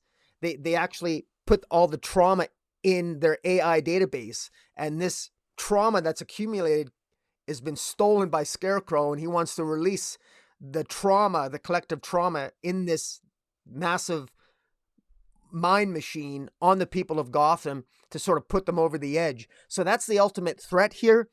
That's what's happening. And, well, and all this is coming to a head. And then we got Queen Ivy, we got Harley Quinn, we got Ghostmaker's not even in this one. So a lot of this is building to a head. But it is feeling a little bit much. I know what you're talking about, Jace. This does feel, it's starting to feel really heavy-handed. There's a lot of exposition sort of dumped in here. But there is a story here, but it is getting to the point where, man, I'm looking forward to this finally getting wrapped up, because it feels like every single week we're reviewing another chapter of this story, and it almost feels like a little bit much to me. But again, it's not a bad story. It's a good story. I still say it's a good story. I just wish maybe the timing or just the pacing of it didn't feel quite so convoluted at times. Yeah, I think things are happening. I wouldn't claim that not much happens in this issue, but again, the pacing, it's like, what are you trying to do, Tynion? I'm not sure. I enjoyed parts of it, but I don't know. Simon Saint not working for me, and just the overall feel of the story. It doesn't. Yeah, it's not working. So anyway, like I said, there is a backup. It's Batgirls Part 1 of 3, Clueless. It's written by Becky Cloonan and Michael W. Conrad. Jorge Corona, is the artist. Sarah Stern does colors. Becca Carey on letters. This is clearly a prelude to the Batgirls series that's coming up, where basically it'll be Cassandra Cain and Stephanie Brown as the Batgirls out in the field, with the Batgirl that I grew up with, Barbara Gordon, as Oracle in her tower, sort of directing them. So this sort of ties into what's been going on a little bit in Future State, with Oracle losing control of her assets, and also a little bit of what we've seen in the next Batman with Seer, because Seer is the villain here that shows up. So, sorry, my dogs are going crazy as you can hear. So, anyway, I thought it was okay. I feel like the characterization for these girls is pretty spot on. But what did you think, Rocky? I well, this Batgirl story, I thought this was kind of redundant. I think we've gotten this in other. This is just yet another two members of the Bat family trying desperately to battle the forces of the Magistrate, and we've seen this before. And the only difference is that instead of battling the Magistrate, they're battling the Seer, which is basically the Seer is the evil version of Oracle. And this really consists of just Batgirl taking out the Magistrate Peacekeeper forces pretty much single-handedly, while Spoiler sort of meets up with her, and they ultimately rendezvous. And they'll ultimately end up rendezvousing at the Oracle Clock Tower. Meanwhile, Oracle is having a long, protracted conversation with the Seer. I find that James Tynion, the writer here, I guess he did the overall plot, and the actual scripting was done by Becky Cloonan and Michael Conrad. I felt that uh, I thought this was overwrought. I thought this was redundant. I thought this was unnecessary. We're getting this story already in the pages of Batgirl. We're actually going to get this story again in another Bat story, which we've gotten so many this week. I think we even got a little bit of a form of this in Nightwing 85. And we're going to be getting more of this coming in the first issue of Batgirls as it is. I just find that this is redundant. Now, I'm not. I already know that I'm not a huge fan of the art on this. Jose Corona's art. But this is going to be a comic that's not for me, and I hate to say that because Cassandra Cain, is my favorite DC character, but not when it's scripted like this. I want a more serious take on Cassandra Cain. I think, ironically enough, if ever there's a character that is more suited for a black label, I actually think it's Cassandra Cain. But clearly they're going the route of Batgirls, and I think they're watering down the. I won't go into it. Let's just say that I'm not. I just they're clearly making this more for DC superhero girls in approach than to my liking, and I think that this approach is a little bit redundant. Kind of and these are just a couple of female martial artists in the Bat family battling different versions of the Magistrate forces, and instead of the villain being Simon Saint, it's Seer, an anti-evil oracle, and it's a redundancy that we don't need, quite frankly, and so it's a pass for me. Yeah, I agree with you.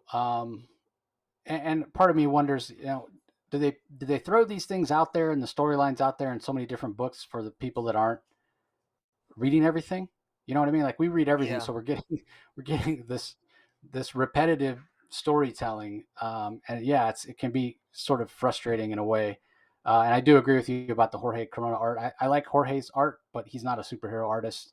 I loved his art on Middle West that he did with Scotty Young, but here it doesn't really work. It's kind of messy, and yeah, again, it's like, in a way, if you want to kind of look at the positives of it, at least they're tying things into different books. Like, we're seeing Seer here, we're seeing Seer over um, in the next Batman, or whatever, and you can think of that as a positive. But at the same time, it's like, yeah, it does feel redundant, and mostly it feels unnecessary. And we've talked about this a lot of times. There don't need to be backups. Stop charging an extra dollar and take these backups out of the book. Like, they don't need to be there. It doesn't make any sense to me. So, anyway, up next we have Nightwing number 85. Again, more Fear State. Fear State part 2 of 3. Tom Taylor's the writer. Robbie Rodriguez handles the art. Adriana Lucas on colors. Wes Abbott on letters. Here's another one where I feel the same way. This is 2 of 3. So we're 2/3 of the way through the story of Nightwing and Barbara Gordon going to attack the Anti-Oracle. We haven't seen the Anti-Oracle show up. They haven't even necessarily gone to the place where the Anti-Oracle is. I think the Anti-Oracle shows up for like one panel here. I mean, we see her disembodied voice in several places. but she's literally on one panel. So at the end of the story, do I feel like we're 2/3 of the way? No, I sure don't. And it's a real disappointment because this is one of those instances where a big event or whatever that's going on is really interrupting the flow of what was a very great story, maybe the best single DC title that was coming out from Yeah. Tom Taylor and Bruno Redondo. I almost feel like I'll take these future state Nightwing issues and just put them somewhere else and just consider them not even part of the run that Tom Taylor and Bruno Redondo are trying to tell, because in tone of the story, it feels wildly different. It doesn't feel like anything Tom Taylor was building toward.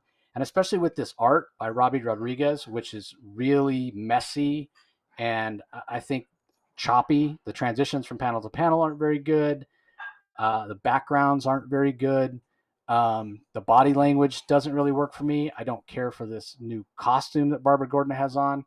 Um, if there's ever an example of melding and how much an artist matters to a story, the Bruno Redondo style and the tone that he establishes for the narrative visually matter so much to the story that Tom Taylor is telling. The story that Tom Taylor has crafted in Nightwing, how much emotion and heart it has, is so tied into the visuals and the world that Bruno Redondo is establishing visually. Because here, and again, this isn't necessarily Tom Taylor's story. He's having to tell a future state interlude, if you will.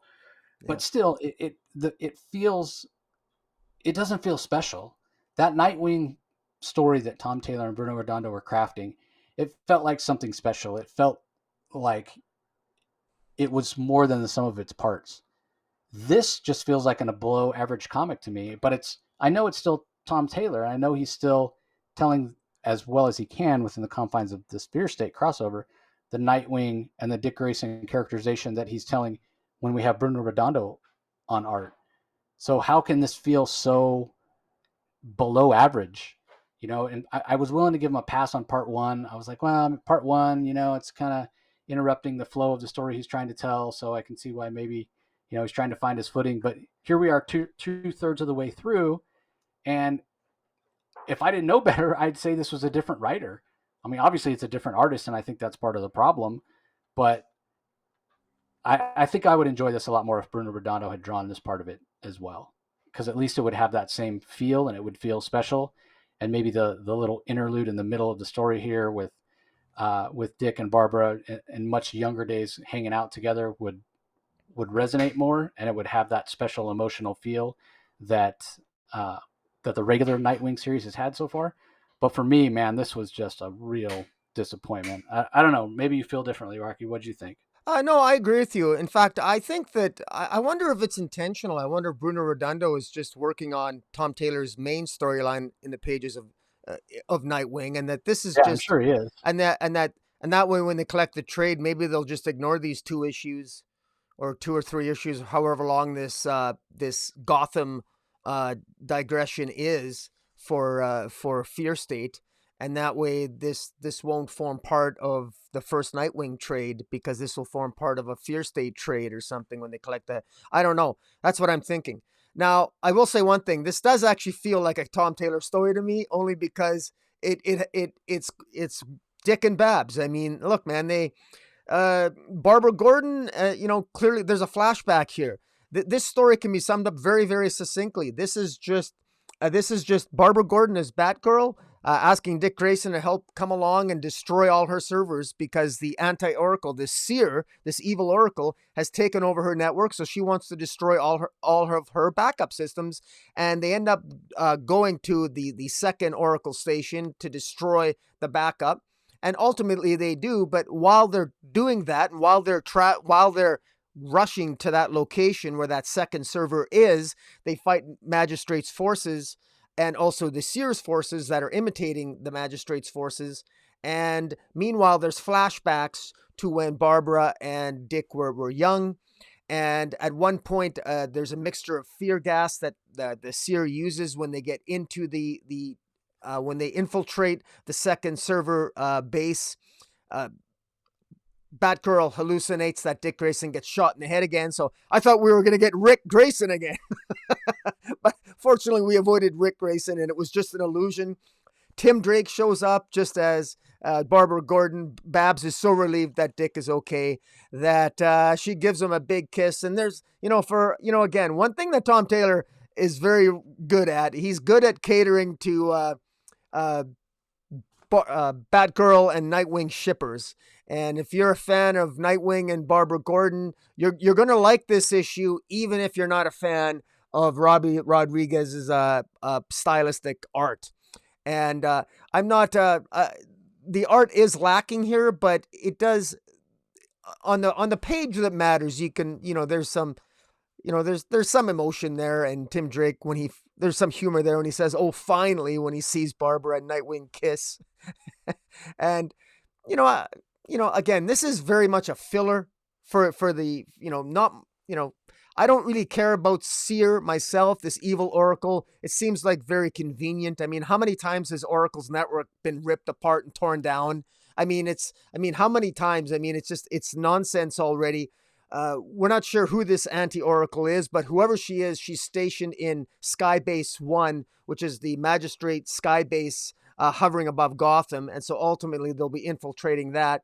And we also see the skybase in the pages of Batman as well. So again, there is a linkage. All these things, the setting and all in all the Bat titles, they're all linked in terms of the battle against the magistrate's forces and Fear State and Scarecrow and what have you. But this was, again, if you're a Barbara Gordon and a Nightwing fan and a shipper for those two getting together, this is definitely probably a must-buy, notwithstanding the stylistic art. That may not be to everyone's liking. But beyond that, it's probably a skip it in terms of the primary storyline that Taylor's been weaving with Redondo since the beginning of Nightwing. Yep, I agree 100%. So, all right, let's move on next. Shazam number 4. This is the final issue of this limited series, written by writer Tim Sheridan. Clayton Henry is the artist. Marcelo Maiello on colors. Rob Lee on letters. So I read this and I ended up thinking, why does this series exist? It ends up tying into the future state Shazam really well, but and we get this great double page spread that kind of recaps everything that happened in the future state Shazam, even to the point where we get an editor's note from senior editor Mike Cotton that says, all of this was seen in future state Teen Titans, Shazam, and Black Adam. Yeah, we know. We read those. So why does this series need to exist? Because basically all it did was it was basically a runway to get to this double page spread and say, okay, here's everything that happened in Future State Shazam and Future State Titans and Future State Black Adam. And we're heading toward that story. Well, we already knew that. So why does this exist? I don't know. I mean, the Clayton Henry art's great. The colors by Marcelo Maiello are nice. But it doesn't even really wrap anything up, because even at the end of this issue, it says the story continues in Teen Titans Academy number 8 on sale in November. So this mattered. This was for people that didn't read any Future State stuff. Hey, let's get you caught up. Then why didn't you just put that double page spread that recapped everything in the Teen Titans Academy number 8? And then we didn't need this series. It just felt wildly unnecessary. And it's not like Tim Sheridan's characterization of Shazam or Billy Batson or Black Adam is so great or groundbreaking that or so on point that it was like, oh, well, even though we might not have needed it narratively, at least we got some great character work. No, I mean, it was okay. The voice of Shazam felt pretty on point, but not anything groundbreaking and not the epitome of Shazam. I would, if somebody was like, I want to read a Shazam series, what should I read? I would never recommend this. It would be like way down at the bottom of the list, notwithstanding because it's so convoluted with this Sheridan verse that Tim Sheridan's building. And I get that. And we talked even that during Future State, we didn't necessarily like what was going on with Teen Titans Academy, and it felt so convoluted. But we said, well, but we can see the potential here of what Sheridan's building. And that's kind of continued in Teen Titans Academy. But man, I wish they just gave him his own title. Could have even called it the Sheridan verse. Just here you go. Take the time you need, as much time and space, or whatever. And you could even put it outside of DC continuity. Just tell the story you want to tell.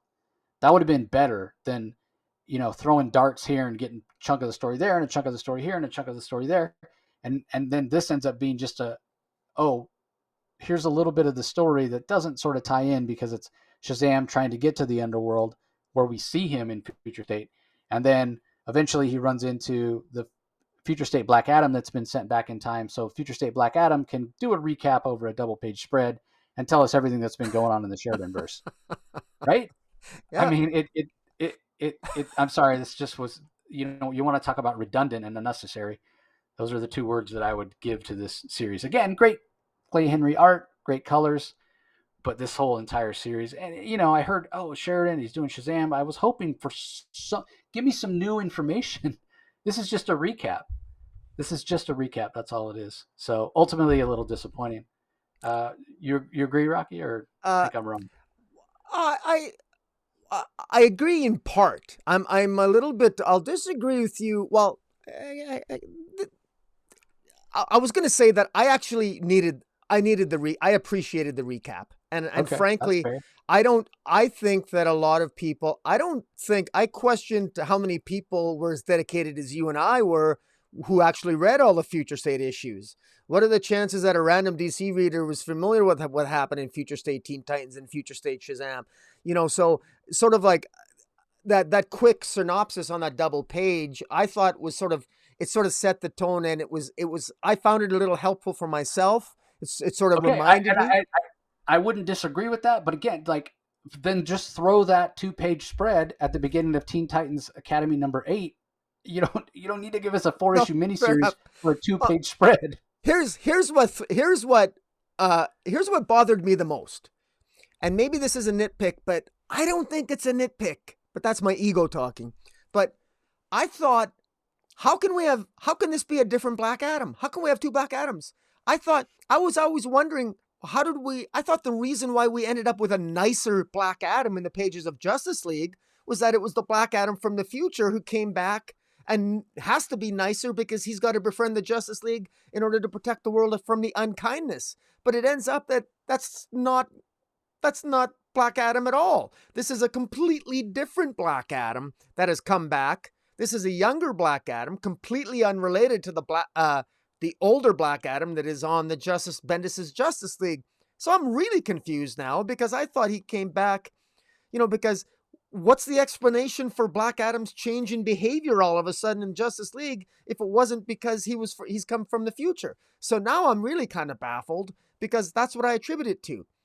Also, this Black Adam is really, I guess the Black Adam of Future State from the future, he must be a really easygoing guy from the future. But I thought he was so obsessed with saving his lost love and his pregnant Wonder Woman future wife. No mention is that I've made here. And he has a coffee and he creates a coffee shop in the Rock of Eternity. Black Adam creates a coffee shop? Come on. And he says, "Call me Teddy." Is that how Black Adam talks? In no incarnation of Black Adam does Black Adam talk like that, let alone, I mean, boy, he sure looks like a skinny little bone rack here, although there's an in-story explanation for that, because when Black Adam comes back from Future State, we did get some more information. We found out that when Black Adam came back from the future to save the present from the unkindness, that it threw the Rock of Eternity off its kilter, and the death of the wizard in the future also threw off the present wizard, because the wizard exists in all times. And so when the wizard in the future died and Black Adam came back, it threw the Rock of Eternity into hell, and that's what caused the disruption in Shazam's power. So we learned that, and all the prisoners of the Rock of Eternity were released. And so Black Adam has spent all this time trying to capture all the 7 deadly sins. And in this particular issue, with Shazam's help, they managed to capture Pride, one of the deadly sins, Pride. But there's still other sins apparently that they need to capture, but they still need to stop the unkindness. They still need to stop the future reality. So this issue ends with Shazam getting his powers back and sharing some of that with Black Adam, and he still needs to share some of that power with Freddy. I'm so disappointed that in 4 issues of Shazam, Billy Batson never talked to his dying best friend, Freddy, who's dying in the hospital. And we never got a conversation between the two other than a flashback when Shazam is under the influence of pride, but that's not an actual conversation. So I was kind of disappointed in that regard. We're probably going to get that in the pages of Teen Titans, but so I think that Tim Sheridan is bit off. He's doing his best, undoubtedly, but he's bit off too much, a little bit more than he can chew here, trying to balance this story, executing it in the pages of Titans Academy and Shazam. It's not quite syncing up very well. This is a very complex story, and there's a lot more that happens that we can't really go into here, but all in all, this is something that you almost can't sell this as a trade. You can't sell this 4-issue thing as a trade. And so having only 4 issues, it almost seems wasted that they're never going to get their money back even as a trade on this. Like, what issues are you going to include other than explanatory Coles notes to explain how the hell we got here? But very, very baffling here. I'm glad we got some explanations, but at the end of the day, you're right that we don't know a heck of a lot more than we did before, other than some frankly comedic moments with this new skinny Black Adam who we can call Teddy now. Now we have Teddy Adam, and we got 2 Black Adams now existing in the DC universe, if anyone's keeping score. Good grief. Yeah, and that's not even mentioning the version of Black Adam we got in the Justice League Endless Winter a little less than a year ago. How does that all tie in? Yeah, for this kinder, gentler Black Adam, and we got the Black Adam movie coming, and they don't even. I think that's part of the problem. They're trying to be Black Adam forward, but nobody knows who he is because he's going to be much more of a hero in the movie with Dwayne Johnson playing him. And it's like, how do we make that work? And possible future, blah blah blah. And yeah, it's just doesn't make any sense. Yeah. All right, moving on to Suicide Squad King Shark #2. This is written by Tim Seeley. Art is by Scott Collins. John Kalis does the colors. Wes Abbott on letters. I'll talk about the art from Scott Collins first. I normally really enjoy Scott Collins' art. It felt really rough here. I feel like Scott Collins, and I've seen this recently in his Flash run as well, where he's inking himself, or he's probably just drawing digitally and it's not being inked at all. His art, I think, needs an inker. It looks so much better with an inker to sort of clean things up, especially in the background, and make things sort of pop. So I just thought the art here was a little bit muddy. And then as far as the story goes, whatever. If you're a big fan of King Shark, and clearly DC's trying to capitalize on the popularity of that character right now, I guess you'll enjoy this. We get the requisite Amanda Waller showing up, swinging her big what around. King Shark works for me. How dare he go off on his own? Going to King Shark's father saying, you need to bring him back to me. Okay, whatever. Heavy-handed, over the top. If you're a fan of King Shark, you're going to love this probably, because it's pretty continuity light, and it's all about King Shark battling other villains in the DC universe. I maybe it's because I haven't seen the Suicide Squad movie, but King Shark, I'm like, what? A humanoid shark? So whatever. It's fine. It wasn't anything special. It wasn't terrible. Technically, it's a well put together comic. It's paced well. I think visually, other than the art being a little muddy, the storytelling narratively is good. I love the choices that he makes of what to put in the panels, and when to pull back, when to zoom in on faces and show emotion, and all of that. So yeah, if King Shark was a character that I really enjoyed, I'd probably really like this. But what are your thoughts, Rocky? Well, the best scene in the entire comic is when apparently King Shark hates the shark song. Baby shark, Yeah. shark, shark, shark. Yeah. Do not sing that song in front of King Shark. Apparently he hates it. I thought that was hilarious. that was the most funny scene, and actually that was probably one of the artistically, I think, the best rendered page in the entire comic, in my view. So there is humor there. of all things, it's funny. Amanda Waller shows up again. I mean, this woman is everywhere. She's like the thing that never leaves, never goes away. Yep. Anything with Bad penny. Suicide Squad, she's there. So, but yeah, like I said, I agree with you. I really just skim read this. The demon shows up. Even Gentleman Ghost shows up. It's really weird. I'm odd that Gentleman Ghost Not shows even he up. could save this. Well, yeah, no, I know. Yeah, Jim Craddock, the Gentleman Ghost, shows up in Black Manta and King Shark. I suppose there's at least maybe there's a common theme there. They're both from the sea, I guess. But um, yeah, I didn't read this enough. Honestly, I took notes with respect to the other comics. I don't recall the primary plot in this in order to talk about it enough. So I can't really do this justice. So I don't have much to say about it, unfortunately. I'll have to I'll have to bow out now because I didn't read enough of it to be foremost on my mind. I skim read it and I just saw the fact that he doesn't like the Baby Shark song. So that put a chuckle on my face, and then I kind of discarded it. It was the victim of me reading 14 other comic books in the same time frame. But Yeah, the basic storyline is King Shark is out there. There's this basically contest of champions between all the different avatars of different species. So there's a human avatar who's fighting for the bragging rights for humans. Obviously, King Shark's fighting for bragging rights for the sharks. There's somebody who's fighting for the reptiles, or somebody that's fighting for the birds, and basically they're in this magical realm, and it doesn't say that there's any sort of consequences. It just seems like they're literally fighting for bragging rights to say, hey, we're the best, or we're the most powerful, or whatever. And King Shark has left the Suicide Squad to go and do this, so Amanda Waller's pissed off because she didn't give him permission to leave. So she goes to his dad, who's sort of the god of sharks, and says, hey, why did you let him leave? He's, you agreed to give him to me, so you need to bring him back, basically. So anyway, up next, Superman, Son of Kal-El, #4, from writer Tom Taylor. Danielle DiNiculo on art, Gabe Eltab and Hi-Fi on colors, Dave Sharpe on letters. Big bombshell at the end of last issue 3, where one of the metahumans that President Bendix created was dropped on the farmhouse that Superman grew up in, that Lois and John and Clark sort of made their own home when they came back in the pages of Superman, Lois, and Clark during Rebirth. So, I talked a little bit about the announcement that John is bi, and obviously we have some interactions here with his soon-to-be boyfriend, I guess, Jay Nakamura.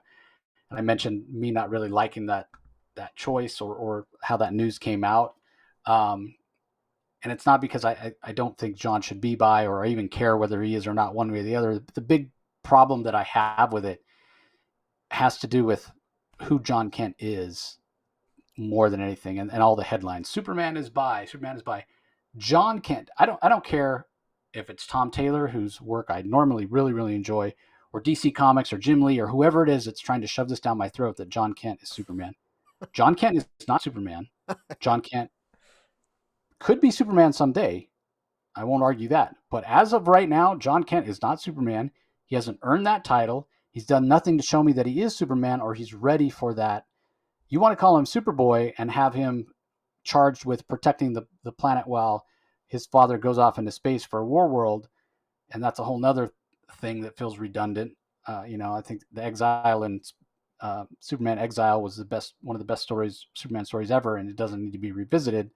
But at least it's technically a good story, and I like what Philip Kennedy Johnson is doing there. But if you want to call John Kent Superman, no, it doesn't work for me. He is not Superman, and maybe him stepping up while his father's gone as Superboy gets him to be Superman at a later point. But the problem I have is all these headlines and these people with knee-jerk reactions. What? You can't make Superman gay. He loves Lois Lane.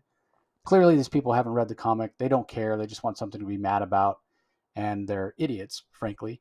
But the fact is, if you didn't call John Kent Superman prematurely, you wouldn't have this problem. So, it all goes back to what I was saying before about uh, Tom Taylor said how Superman is his favorite character. Kal-El, Clark Kent, is his favorite character.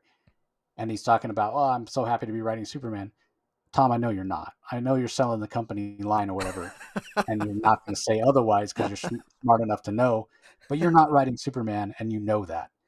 John Kent is not Superman, and he shouldn't be. He's done nothing to earn it. He doesn't have the experience. He hasn't learned. Again, it's just DC has handled him so sloppily.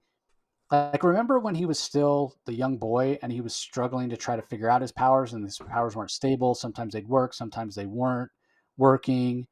And now we've seen hints that he's even more, somehow you mix human DNA with Kryptonian DNA and they become even more powerful. Well, that doesn't make any sense. Never known Lois to have any kind of meta gene, but leaving that out, how is he so experienced in using his powers now? Because even when he was trapped in the volcano for all those years, he didn't even have his powers. It's not like he was trapped somewhere with his powers and could have learned to use them. He didn't have the powers because there's no sunlight. So it just seems like so many steps have been skipped along the way of trying to turn John Kent into Superman. He's not Superman. He hasn't earned it. He's Superboy at best. And even Tom Taylor can't make this work in my mind. I like a lot of the ideas. I like this Jade Nakamura character. I like this idea of this organization that he's this sort of internet news organization he's created called The Truth, and trying to get information out there, investigative reporting. He's actually more intimidated and more nervous around Lois than he is Superman or John, because Lois is his actual hero. I love the idea of bringing in Bendix rather, although Bendis is a villain in my mind as well for what he did to John, but Henry Bendix, as a villain for John Kent. We talked before about the similarities between Lex Luthor, but how he's different enough to differentiate. So there's a lot of good stuff here. I just wish this was just call it Superboy. Stop trying to say he's Superman, and I'd be much more of a fan of this series. As far as him being bi or not bi or whatever, I couldn't care less whether he is or not. I don't really think about it and like what could have made him that way. There's the whole argument, nature versus nurture, whatever.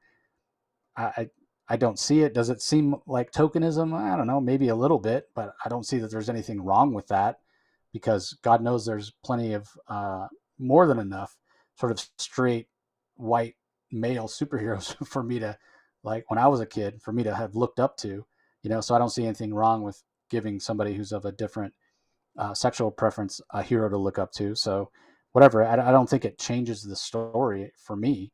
And I don't have a problem with it. The problem I have is this arbitrary decision to just say John Kent is Superman, and kind of as a consequence of that, knowing that now that this has happened, John has become Superman. He's gotten his own title.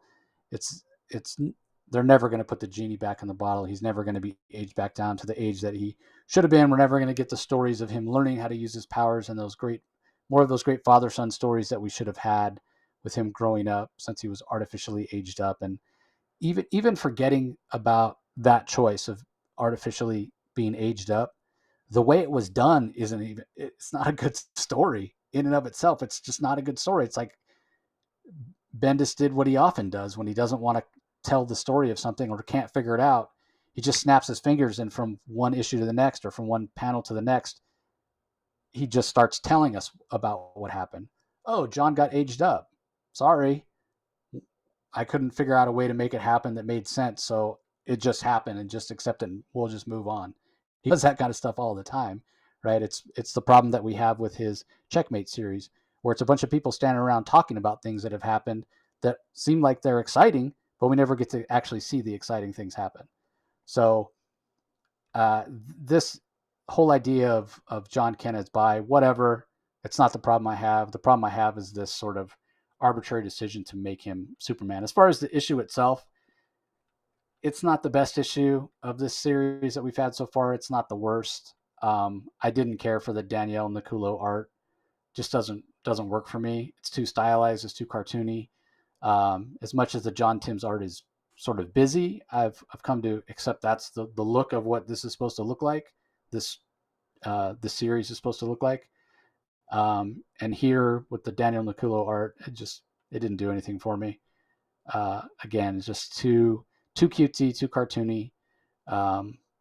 So I don't know. The thing is, on Seven Secrets, which is the other title that Danielle Nakulo does with Tom Taylor, I think the art works.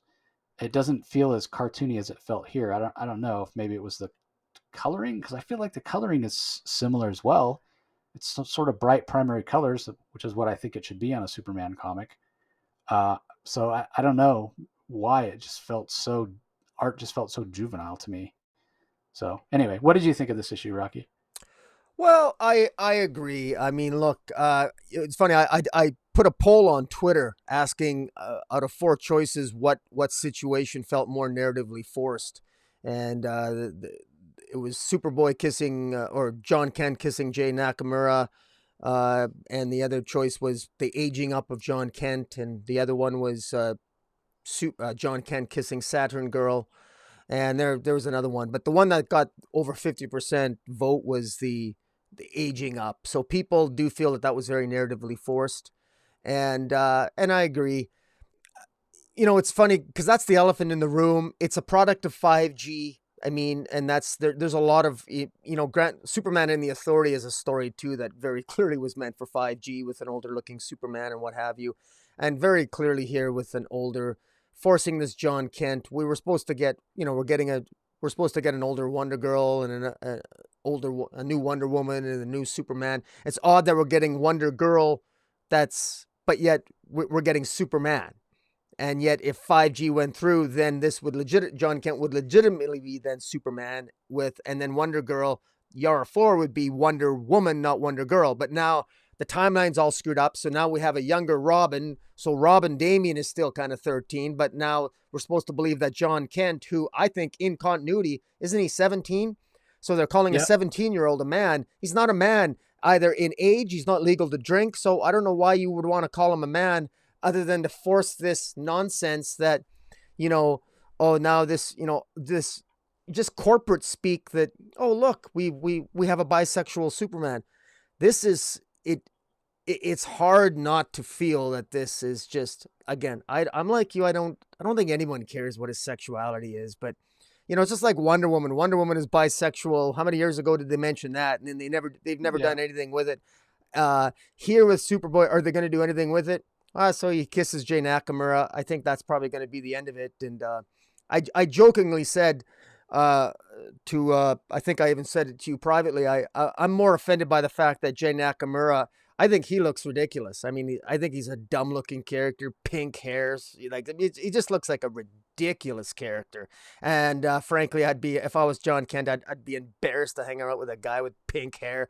It's like watching, it's like a K-pop reject or something. But so if I'm going to get in trouble, it's for my discrimination against pink-haired men. So, but it is what it is. Tom Taylor is Tom Tayloring in this issue. And that's all right. He's introducing characters from a Suicide Squad. The Airy and Wink are two, same-sex couple from a Suicide Squad run. I loved his 10 issues of Suicide Squad that Tom Taylor did. I thought that was quite good.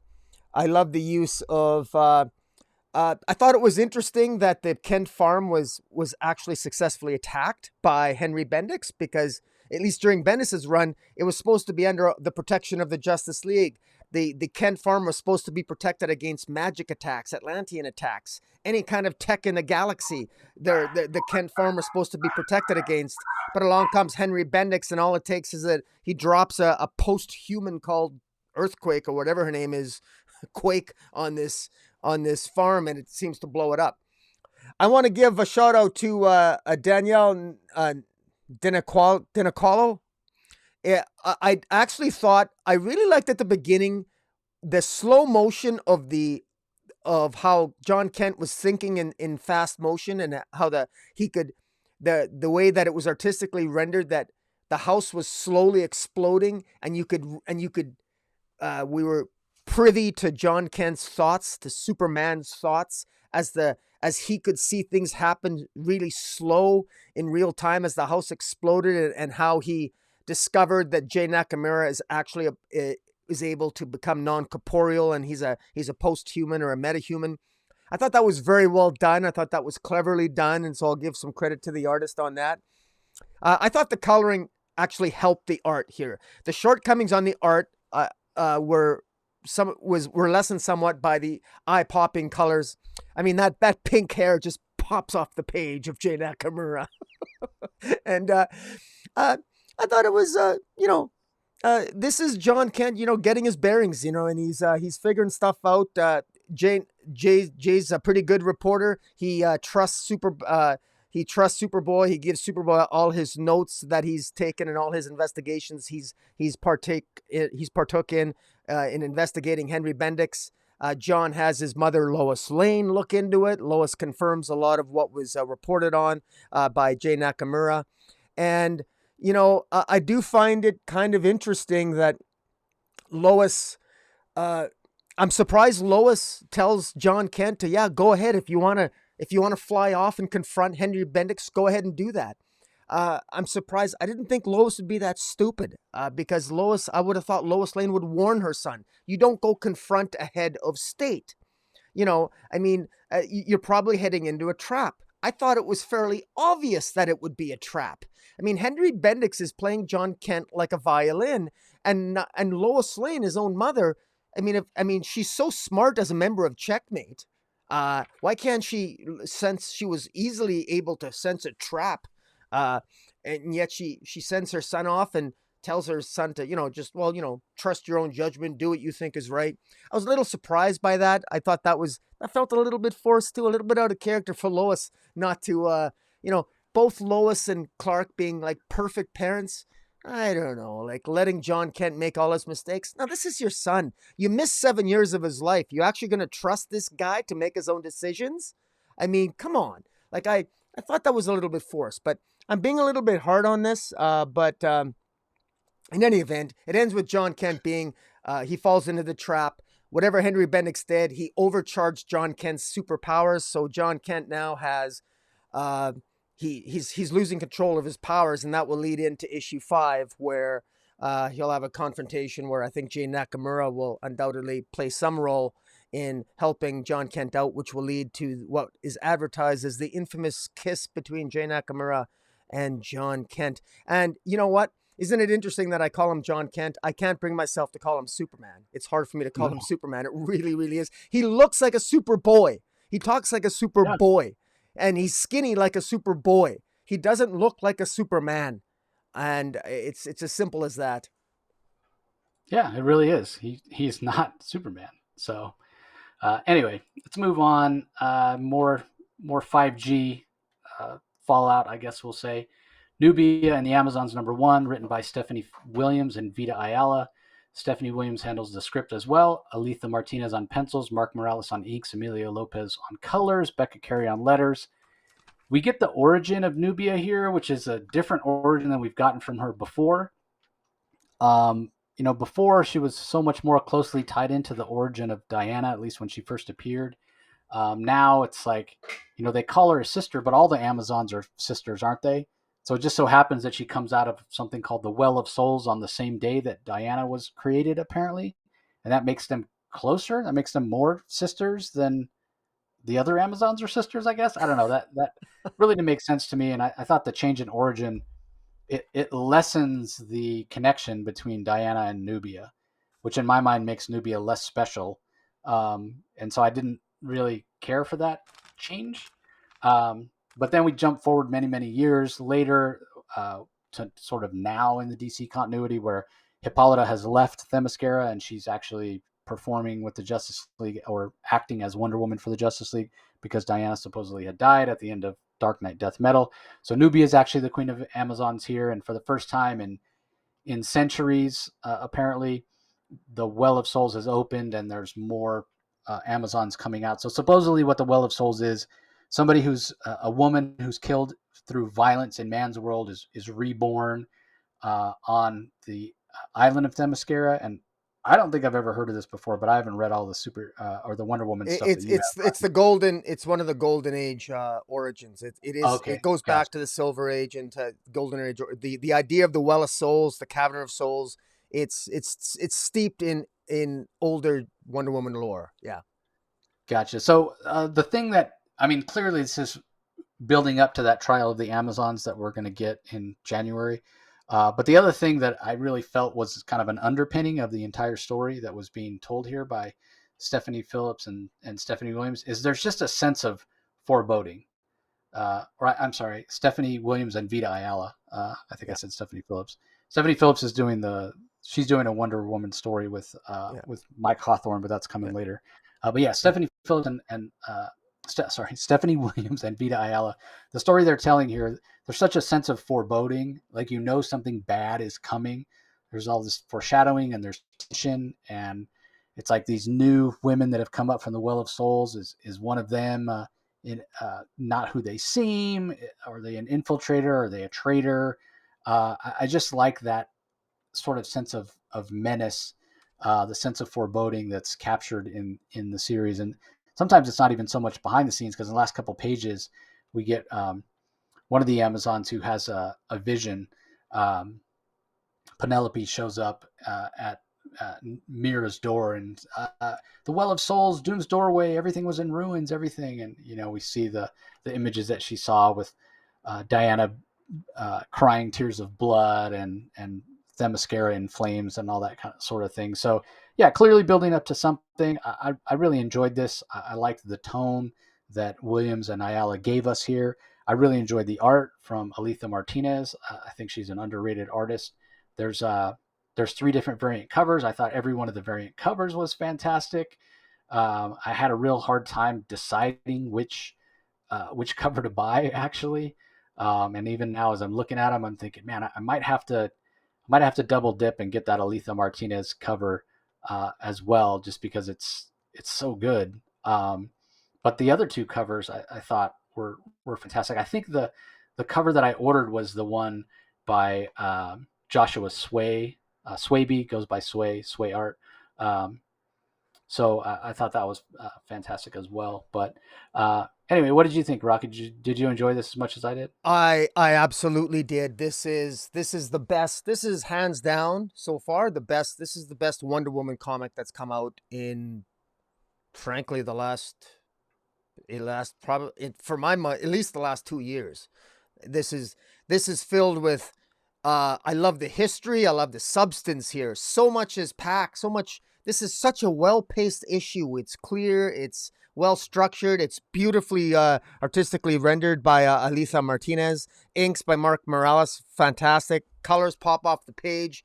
And it really does deal with Wonder Woman lore. It's bringing back the Cavern of Souls, the Well of Souls. It's such an inspired idea, and it's about time. And frankly, it's timely. And the fact that, I mean, you got to remember, as even I always laugh, I chuckle at Brian Azzarello during the New 52. The way that the Amazons populated themselves is that they would rape Sailor for their sperm every 100 years, and then they would kill any male offspring or give them to Hephaestus, and that's how the male Amazons were created down in hell. This is going back to Wonder Woman's roots, and this is just taking women who were victims and victimized in a past life, reincarnated as Amazons to basically choose their name. And we're made privy to the ceremony that these women go through. They get to choose their name, and there's a welcoming ceremony, and they get assessed by Queen Nubia and by Penelope and the other Amazons, and Magala, who is sort of the keeper of the Well of Souls, and they get to choose their names, and then Magala, who collected trinkets from Diana, Wonder Woman from Man's World, would give them trinkets, and they got to choose their own names. And we got Andromeda, Xena, Delphine, Carisi, and Baya. Beautiful names with beautiful women. I mean, I was really impressed. I felt like I got to know something about Amazonian culture here, and it's fascinating. And then the Well of Souls suddenly it seals itself up again, and it's fascinating, and at the same time, Nubia has to choose a new guardian for Doom's doorway, because Doom's doorway, of course, is open, and they're on a rotating shift, appointing different Amazons on a rotating shift that guards Doom's doorway, and this is important to Nubia because in the past, Nubia was the last person to come out of the Well of Souls was Nubia herself. When suddenly it sealed up, and when she came out, it was on the same day as Diana was born. So there might be a connection there. It's very fascinating. And I love how maybe there's a connection with Diana. Maybe we don't really know what that is yet, but I really like this. I find it fascinating. I love the fact that Doom's Doorway is going to be playing a role in this. What's going to be coming out of Doom's Doorway? Even with the young Diana stories that we've been skim reading, those young Diana stories have a younger Nubia being one of the earlier guardians of Doom's Doorway. So there's a little bit of a de facto indirect tie-in there. There's a majesty to this, and this I feel that this felt regal. This felt the Amazons. This felt like an entirely new world to me. And there's even a beautiful page spread where it tells us something in the past. This is a clever use of exposition and narration in a way that doesn't feel like it's a chore to read. It feels informative and enhancing the narrative. And like I say, I'm impressed. It is interesting too that a lot of the Amazons, there seem to be a lot of women of color here. And so they're clearly going that route, which is very interesting. And I'm impressed.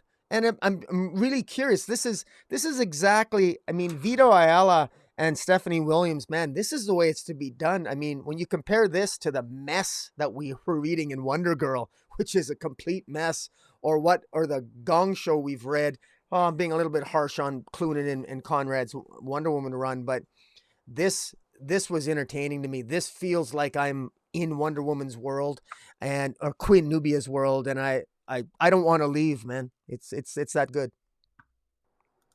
Yeah, I agree. Probably maybe the best book of the week. I guess we'll see. Yeah, that's right. I have a feeling you like this next one a lot too, though. It's the Flash number 775, Beacon of Hate. Jeremy Adams is the writer. Fernando Pasarin on pencils. Matt Ryan does inks. Jeremy Cox on colors. Steve Wan's on letters. We saw this glaive, this weapon, come flying through the air and crash in the middle of Central City. And this issue starts off with Superman trying to pull it out of the ground as Flash and Mr. Terrific look on. And then it's clear as the story goes on that this glaive is sort of amplifying people's negative emotions. Everybody except Wally West. Apparently, everything he's been through recently with Rebirth and being trapped in the Speed Force has given him, in his own words, this sort of Zen feeling where he's just kind of able to go with the flow, and he's doesn't easily give in to negative emotions, even to the point where Superman is given in to some negative emotions. And Wally kind of gives him a pass on it, saying even the best of us get frustrated at times, and like you literally are the best of us, and you're frustrated. So I guess that's 100% true. So yeah, this ends up being a pretty interesting story, and then eventually this being from outer space that sensed this hate-filled weapon from across a lot of different time and space, I guess, called Starbreaker, shows up, and he's finally able to pull the glaive out and then becomes consumed by it. And it turns out this glaive has been sort of holding, I guess, the essence of Eclipso, which when Flash hears that, he's like, I guess that makes sense, all the anger and the vengeance and whatever. You basically used that as a bait to reel somebody in who's stupid and powerful enough that you could take over. And so Flash is worried that he's going to have to take on this Starbreaker who's now got the power of Eclipso. But Starbreaker says, maybe I'll come back at some point, but right now, Flash, you're kind of beneath me. And what I need to do, time is of the essence. So I'm getting out of here. And he flies off. And Flash is like, well, maybe that wasn't the best thing to have happened, but the glaive is no longer generating these waves of hate to affect people. And Starbreaker left Earth, so I'm counting that as a W. And before he can go back home to Linda to make sure to patch things up, because he had a little tiff with her earlier in the issue, and maybe help clean up some of the damage that was done in all these various battles with people getting mad at each other and car accidents and whatnot. Before any of that can happen, this green Ankh appears, and he walks up saying, Doc, is that you? Obviously the symbol of Dr. Fate. As he gets close to the symbol, a hand reaches out and yanks him through the Ankh into this dark space. And sure enough, it's Dr. Fate who's there, and his uniform's sort of in tatters. And he's like, Flash, the fate of the universe is in your hands. And Flash is like, well, those aren't exactly my best feature. Like, what are you talking about? And Dr. Fate just unleashes this sigh because Wally still doesn't appear to be taking anything seriously, which again, that's part of what is so great about Wally, right? That he can see the bright side. And to Rocky's point all the time, where's the hope in the DC universe? It's Wally. And that's why so many people thought that it was missing during the New 52 era until Rebirth when Wally came back. So we're told that next issue is the craziest, most meta and wild issue of the Flash ever published. I sort of felt like that whole Glaive thing with the way it was foreshadowed in last issue, that story was going to last a little longer. Maybe this is not the end. Maybe we'll see Starbreaker come back. Maybe this is a building block, but maybe it is just a one and done for now. But what a way to do an issue that doesn't necessarily tie into anything that came before or anything. I mean, there's light continuity. Obviously, Mr. Terrific and Flash works for Mr. Terrific and whatnot. So there's light continuity, but man, Jeremy Adams is doing such a great job of giving us these sort of, like, you could read this as a one and done. Yeah. You can just pick this up and read it, and it just ends up being a really fun story with great art. And I, as I'm reading it, I'm like, man, this is going on for a long time. I guess because it's the 775th issue, they put it as an oversized issue. Yeah, a lot of pages, really, 42 pages. Like, wow. Yeah. So yeah, I thought overall this was pretty solid. It was a lot of fun. Yeah, no, I agree 100%. And I just loved that how he stayed so hopeful and cheerful. I mean, the number of villains that he faced in this issue was extraordinary. And Jeremy Adams did a bang up job handling all these characters. And kudos to the artist, Fernando Pasarin. Wow, did he do a good job. There's a great scene where Wally West here basically pretends he's a bowling ball, and there's a great double page spread where he confronts all of the, a huge rogues gallery consisting of Trickster, King Shark, Giganta, Major Force, Dr. Light, Prometheus, Killer Frost, Gorilla Grodd, Ultra Humanite, Weather Wizard, and Rainbow Rider. And I think I mentioned them all, and maybe I missed one, and I apologize if I did, but wow. And of course, we got Starbreaker at the end. A lot of people show up here, and you would think that in 42 pages, how do you give all those people any kind of ways to shine? But somehow Jeremy Adams manages to do it. Flash he's got, his attitude is, you think he'd be terrified. I mean, in the hands of another writer, I mean, if this was any other character, I mean, this could be a potentially terrifying moment, but these villains are drawn. I love the idea that this glaive attracts the unworthy, that only the unworthy may lift the glaive. It's crazy that here Eclipso or Starbreaker doesn't realize he's possessed by Eclipso. Starbreaker is attracted, just like all these villains are, to get this glaive, but none of them are quite unworthy enough to pick it up, but Starbreaker is. So I like the idea of thinking of it that way. You got to be really unworthy. You got to be a real piece of SHIT to be able to pick this thing up. So thank God Superman couldn't do it, or the Flash, or Mr. Terrific, or anybody else. But it's very fitting that, of course, Starbreaker did. And a quick mention here that, guys, Eclipso now has shown up. Eclipso was in that glaive. And remember, the last time we saw Eclipso in that flashback at the end of Infinite Frontier, issue 6, where we know that Darkseid is going to be, battling probably for the control of the multiverse, and try, because Eclipso is going to be one of the multiversal bads that will try to get control of the multiverse, along with the Gentry from Multiversity and Darkseid, and like the Anti-Monitor and Necron and all those multiversal bad guys. This is slowly these multiversal powerhouse villains. We're going to start seeing them take the playing field in the various titles of the DC universe. And this is the start of that. And I love the fact that, if there's any doubt that Wally West has more hope than even Superman, this issue, thank you, Jeremy Adams. This is just another way to further redeem Wally West big smile on his face, all that hope. We got that great father-daughter issue last time, and now we get this. I thoroughly enjoy this, and to have Dr. Fate show up at the end. Dr. Fate is such a dark and kind of gloomy character himself, and here it's funny. It's going to be an interesting juxtaposition between Dr. Fate and Wally next issue, and I'm really looking forward to it. But yeah, this is a real fun issue. It's a toss up between this and Nubia at this point. Yeah, I agree. All right, up next we have Batman Secret Files Peacekeeper 01 from writer Ed Brisson, James Tynion and Ed Brisson on plot. Joshua Hickson is the artist, Roman Stevens on colors, Travis Lanham on letters. I don't know what the point of this is. I mean, are we supposed to feel bad for Sean Mahoney? Are we supposed to... Like, we know Sean Mahoney's a piece of crap, right? Like, we know. So this is his origin, and guess what we find out? Sean Mahoney's a piece of crap because his dad was a piece of crap. He basically comes from a long line of pieces of crap. The apple hasn't fallen very far from the tree.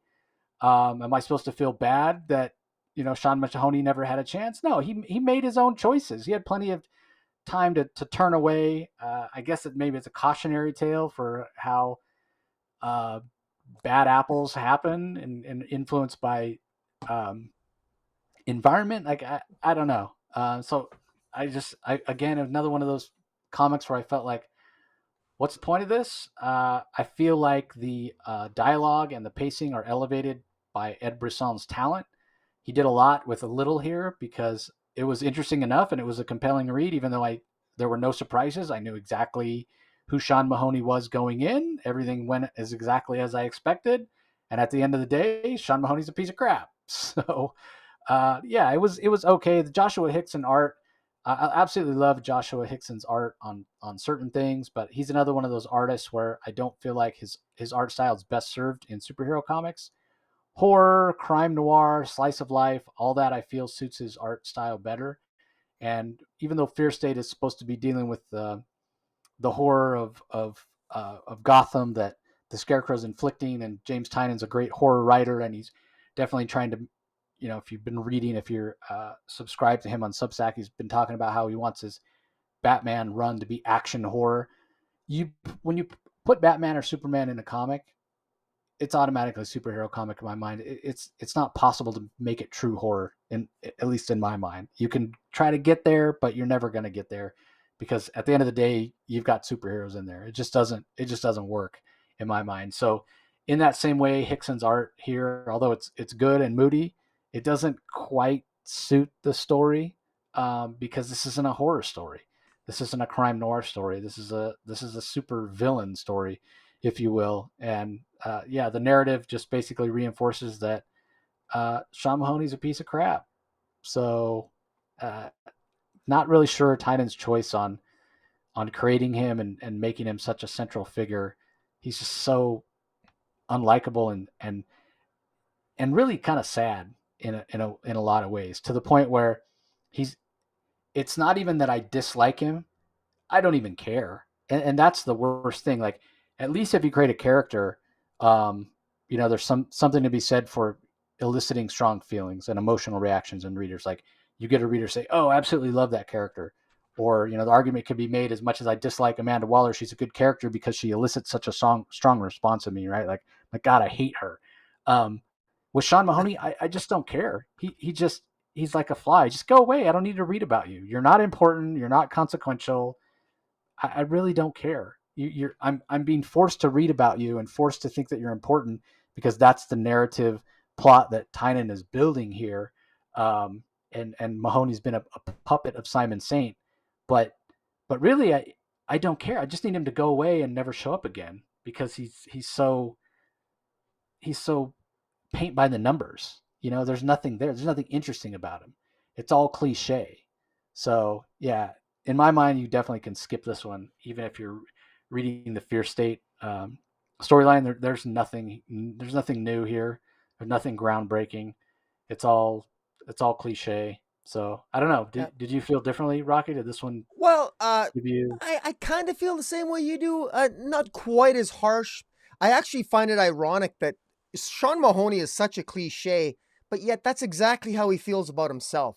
He's got such a low self-esteem, and it's made that way. His entire family has become somewhat of a corrupt joke. I mean, Sean Mahoney's great grandfather was Irish and came to Gotham in the 1880s and helped build the Gotham City Bridge, and actually died helping to make the bridge, even though it was funded by the, I think it was funded by the Waynes and the Cobblepots and what have you, and there was corruption in the making of the bridge. And the great grandfather of Sean Mahoney, whose name was also Sean Mahoney, died and there's a plaque on the bridge that Peacemaker 1 Sean Mahoney goes to when he's under the influence of the fear toxin, and it's quite funny that they spelt his great grandfather's name wrong. They spelt Mahoney wrong on the plaque back in the 1880s when they made that tribute. And so the shame and the disrespect against the Mahoneys started way back in the 1880s,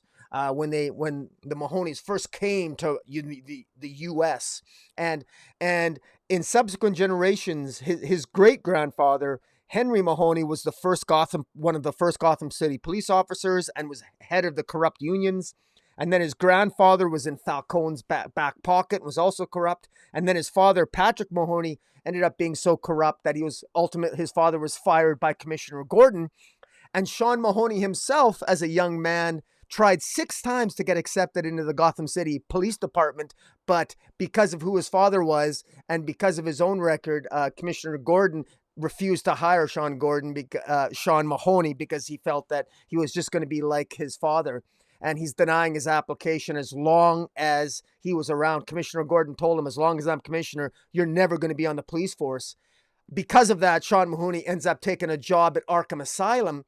And to his credit, he does a pretty good, he's kind of a jerk at Arkham Asylum. He beats the hell out of the Mad Hatter, because when he was younger, Mad Hatter, at one point, when Sean Mahoney was a young student going to school, Mad Hatter used mind control technology to manipulate the kids. And Sean Mahoney's father, Patrick, who subsequently ended up owning a pub called Patrick's Pub, didn't believe that his son was mind controlled, because no Mahoney can be mind controlled, and he actually punished his son. And later on, when Mahoney is a guard, he became one of those corrupt guards at Arkham, and even would routinely beat the hell out of some of the Arkham cellmates.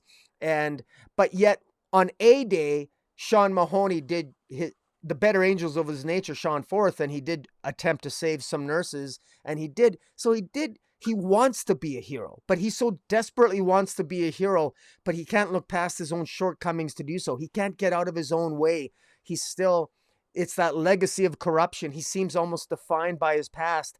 And the irony at the end, the sad irony is at the end, he confronts his father, Patrick Mahoney, at Patrick's Pub, and he confronts his father, and he lets his father have it and says, look, this is all your fault. It's not my fault. And he even though he's under the influence of the toxin, he seems to be making some sense, and he's getting some catharsis out of screaming at his dad saying it's your fault. Unfortunately, he puts Batman and the Joker in the same category as his father.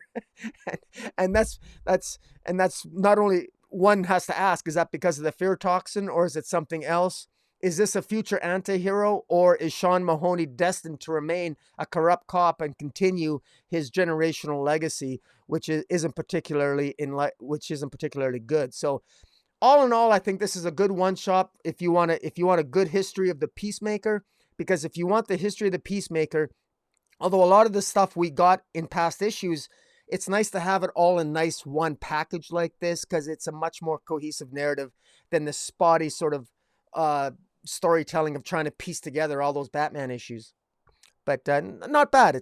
This is actually, I like this. I would put this in the same category as Miracle Molly's Secret Files. The Peacemaker Secret Files and Miracle Molly are probably my favorite. Well, I did like the Miracle Molly, although not the art, but yeah, I didn't feel the same way about the story. Miracle Molly I thought was good. This one I thought was But I take your point. Like, the fact that he despises himself because he is a cliche that's an interesting aspect. And again, I credit everything that worked in the issue. I'm giving all that credit to Ed Brisson. What didn't work, I'll blame on Tynion and the poor choice of artists. Because again, I think Hickson, unlike the art in Miracle Molly, I think this is good art. I just think it sets the wrong tone. It's not, Hickson isn't a superhero artist. So Anyway, on to the next book. We're going to talk about Green Lantern #7 from writer Geoffrey Thorne. Tom Rainey and Marco Santucci are the artists. Andy Owens handles the finishes on pages 24 through 30. Mike Atea does the colors. Rob Lee on letters. So once again, we get two stories here. We get what's going on in kind of the lost, dark part of the universe with John Stewart and the lanterns he took over there. And then we get what's going on in our universe with Joe Mullen, the one of the few lanterns that has power, along with Kelly, Teen Lantern, and then Simon Boz in this sort of Iron Man type armor that was built for him, and he has this gun that can dissipate willpower constructs, which would be a really good weapon in the hands of a Green Lantern villain. So I'm not sure how exactly that came about, but anyway, Tom Rainey handles the art in the first part of the story with John Stewart, and I gave him a lot of credit last time for not giving us any pages where the proportions looked off like he tends to do. Unfortunately, in this one, the sloppiness is back, but not as bad as I've seen it in the past. The biggest part of the problem I have with the first part of the story is, I guess we're back to, okay, John Stewart is the end all be all greatest hero character in the history of the DC universe ever. Because we see John Stewart sort of killed in the past by an ancestor of Darkseid, and then we get this John Stewart that is like Darkseid. That is Darkseid. Uxas. Uxas. Okay. Uxas Okay. is yeah.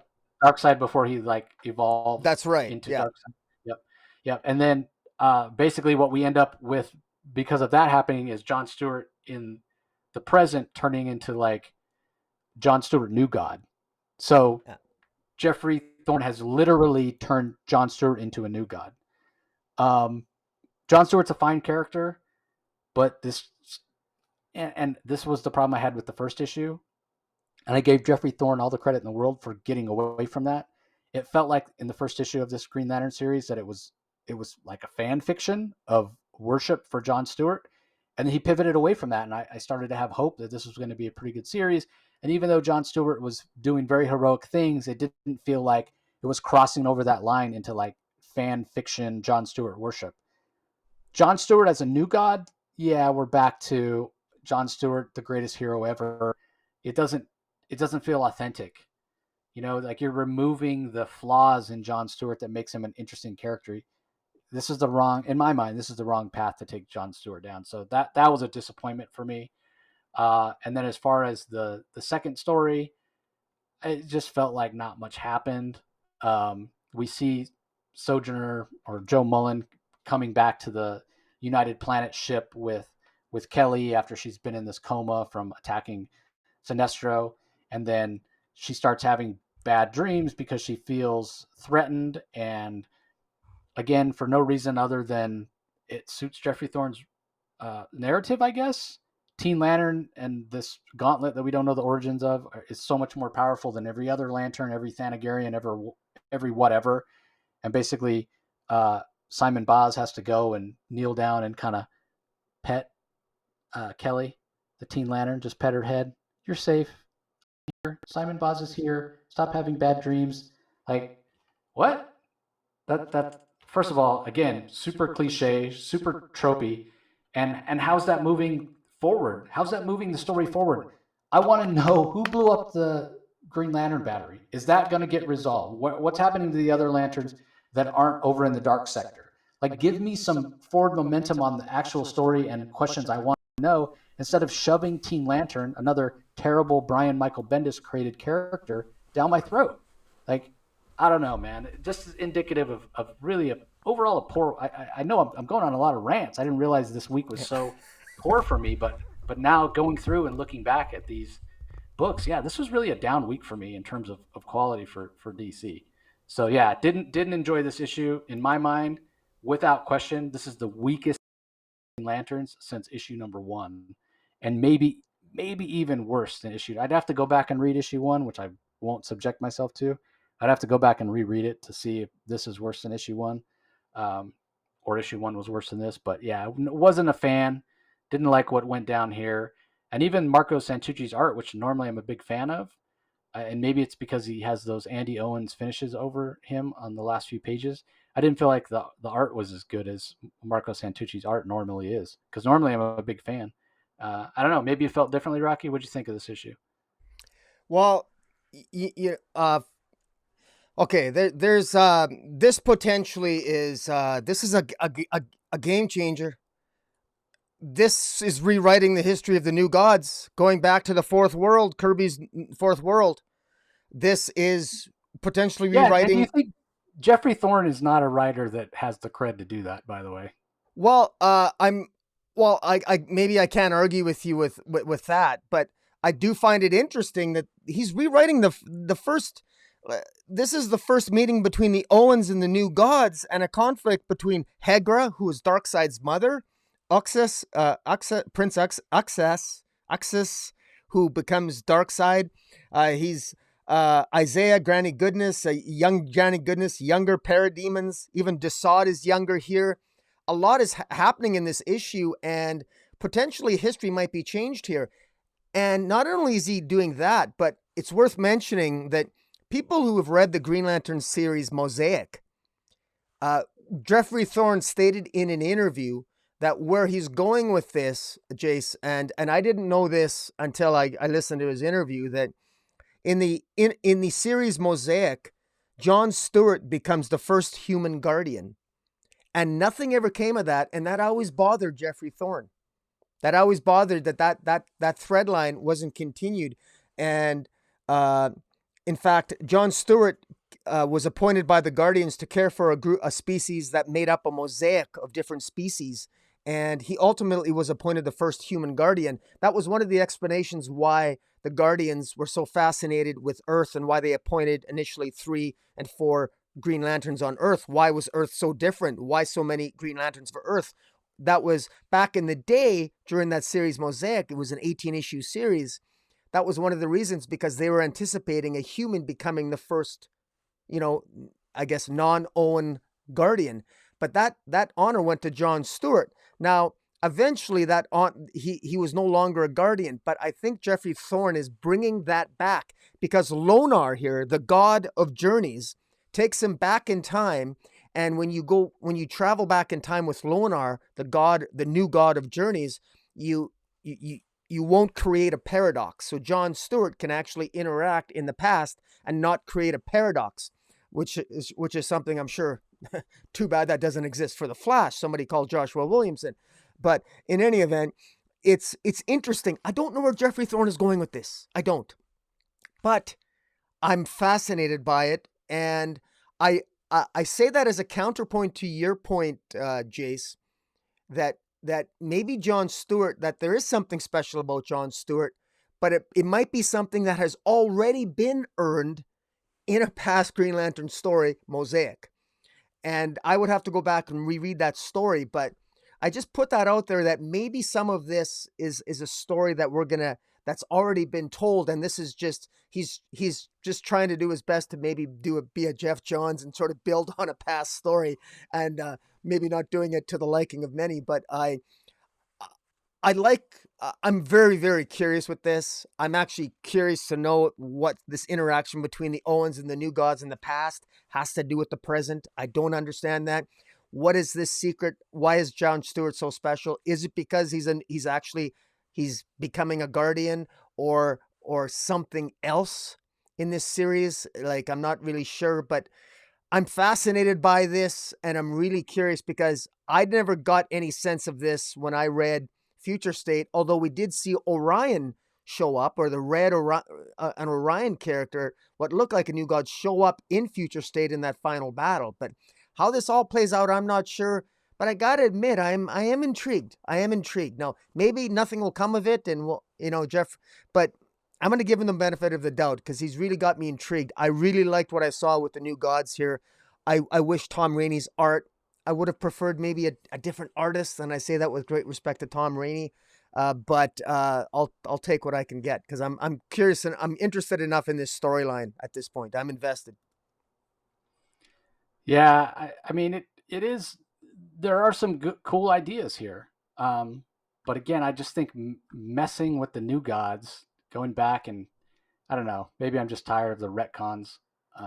So anyway, On to the last book we're going to talk about in detail. It's Suicide Squad number 8 from writer Robbie Thompson. Eduardo Pansica handles the pencils for pages 1 through 3, 6 through 9, 12 through 17, along with inks on those pages from Julio Ferreira. And then Dexter Soy handles the pencils and the inks on pages 4 through 5, 10 and 11, 18 through 22. Marcelo Maiello on colors, Wes Abbott on inks. The art is inconsistent, so not a big surprise if you just heard me uh, give out those credits. I really enjoyed the. I didn't enjoy the Dexter Soy art as much as the Eduardo Panseca. I just felt like the Dexter Soy stuff is a little rougher. But I feel like I wouldn't necessarily notice that the Dexter Soy stuff is rougher if he'd done the whole thing. The problem is that the Panseca art is so much more smooth and clean that it, in contrast, the Dexter Soy art doesn't look as good in my mind. So doing a real disservice to Dexter Soy in my mind for that. But as far as the story itself, it's pretty fun. I love the. I think it's Ambush Bug that's narrating it because we Yes, saw it how is. sort of meta awareness that he had. Like it's almost like another superpower that he has in addition to his teleportation skills. And he's talking about like how this would fit in a comic, and he's just talking to us directly as if he's Robbie Thompson's voice, the writer's voice in this, and I really love that. I typically haven't been an Ambush Bug fan in the past, but and I could see people, well, he's just Deadpool. He's not. This is so totally different than what Deadpool does when Deadpool breaks the fourth wall. Deadpool is just so much more sort of nonsensical. So I really like this. I like the kind of narration, and what it does is it allows Robbie Thompson to go really quickly in terms of getting us caught up with what's been going on with Suicide Squad, and give us a big chunk of story moving forward. Without that narration from Ambush Bug, this story would feel a lot more choppy to move at this sort of breakneck pace that Robbie Thompson's giving us. But because we have Ambush Bug to sort of narrate it for us, it flows pretty smoothly, and it's like we're getting little snapshots of the actual story that's being told. So um, in terms of that story being told, we know Amanda Waller's kind of off the reservation. Even the American government is now on my side and thinks that she needs to go away. She's off hiding, trying to still bring her plans to the takeover of Earth 3 to fruition. Um, and she supposedly has stopped any sort of way from anybody coming to Earth 3 from some sort of dimensional portal, or coming through from the back door, as she kind of puts it. So now she just needs to figure out how to make Earth 3 safe from any like actual physical assault from somebody who actually exists in the Earth 3 universe. So and while she's trying to put that all together with keeping this Suicide Squad together, that apparently now even getting your head blown off and dying won't get you out of the Suicide Squad, now that she sent her team to hell and is Uh, sort of now has this conduit. So even if you die as a Suicide Squad member and go to hell, she'll just go down to hell and bring you back. it's your So worst nightmare, Chase. You can't it even is. escape Amanda by dying. I know. I kill her. I kill myself. Like death doesn't even free me from Amanda Waller. She's become in a way immortal. What a horrible, horrible, horrible turn of events. But hopefully, what's going to be my savior, what's actually gonna prevent Amanda Waller, not only is the U.S. government after her, but we know her former protege, the leader of the Suicide Squad for years, Rick Flag, has recruited his own Suicide Squad and is going to go out and stop Amanda Waller. So he's got Cheetah on his team, he's got Mirror Master, he's got a Parademon, and we saw in the pages of Swamp Thing that Levi Kamei actually took the bomb out of Peacemaker's skull, and is telling him, if you want to make peace, walk away from the Suicide Squad, walk away from this battle with me. But Rick Flag's not going to let Peacemaker walk away. He's actually going to recruit him, and hey, nobody better in my mind to pull the trigger on Amanda Waller and take her off the game board than Peacemaker. I haven't been the biggest fan of Peacemaker over the years, but I actually kind of like the characterization that he's had since he's come back. I was kind of ambivalent about it, or maybe even a little reluctant, because it so felt like Peacemaker was being shoved down our throat because of his appearance in the James Gunn Suicide Squad movie, because of his upcoming HBO Max series. And again, Peacemaker is not somebody that I am really that familiar with, other than when he showed up in Pages of Vigilante back in the day. But I like his characterization, and I like a lot of what Robbie Thompson has been doing here.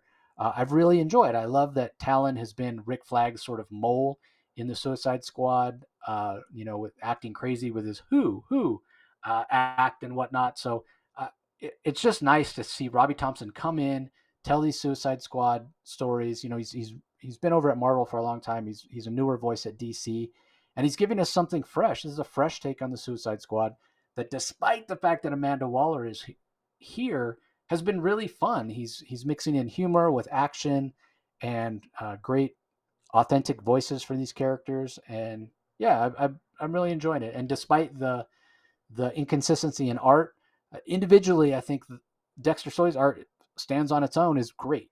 The Pansica art on its own is great. I just think don't put them in the same book, or if you are going to put them in the same book, at least have one do the first half and then one do the second.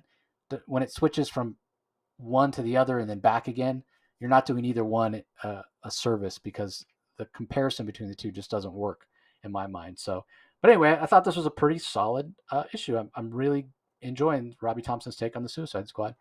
What'd you think, Rocky? Yeah, and it has some good emotional moments too. I love when Culebra, at one point, Culebra is actually killed in this issue. Of course, a lot of the Suicide members, the Suicide Squad faces off against the Hell Squad, and they later discovered that was fully orchestrated by Amanda Waller, because that was all part of the plan. She fully intended for some of them to die, so that she could test out her Lazarus resin that the doctor who is working for her has sort of developed to basically raise them from the dead. And there was a scene where Culebra dies, and she wakes up and she's still in hell, and she says to Talon, she goes, "Oh man," she goes, "Oh shit, Tally, I really am a bad guy." And I felt for Culebra, because it's like, even though she is kind of a badass, she one gets a sense from Culebra that she's out of place in the Suicide Squad, and because she seems to have a kind soul, and yet she's on such a dark and obviously crazy team called the Suicide Squad. You don't get to work for Amanda Waller by being a Girl Scout. But in any event, I thought this worked quite well. The way that Ambush Bug infiltrated, they didn't really show much of it. Somehow Ambush Bug was sent to the Rock of Eternity, which we know ends up in hell because Black Adam's sent back in time, and we know that from the pages of Shazam. And Ambush Bug collects a portion of the metaphysical shield that protects the Rock of Eternity that Amanda Waller wants to use to create a metaphysical shield to prevent, creatures of magic or people with magical powers from infiltrating Earth 3, to create a magical shield around Earth 3. And in future issues, I understand that we're going to probably be getting a story where they need to physically protect Earth 3 from outside threats on the outside, not just on the inside. And that's going to involve something to do with the Suicide Squad members going into space. And I think trying to get some portion of the power battery or on Oa, which will involve the Green Lantern. So, Robbie Thompson does a great job weaving these characters, using these characters so well. We get introduced to, great fight scenes here. These are people. It's amazing how these teammates fight alongside each other and yet can turn on each other. And if they have to kill each other, they'll turn and do that on a dime. We get the Hell Squad of Slipknot, Branch, Mind Warp. Major Force shows up to be recruited by Amanda Waller.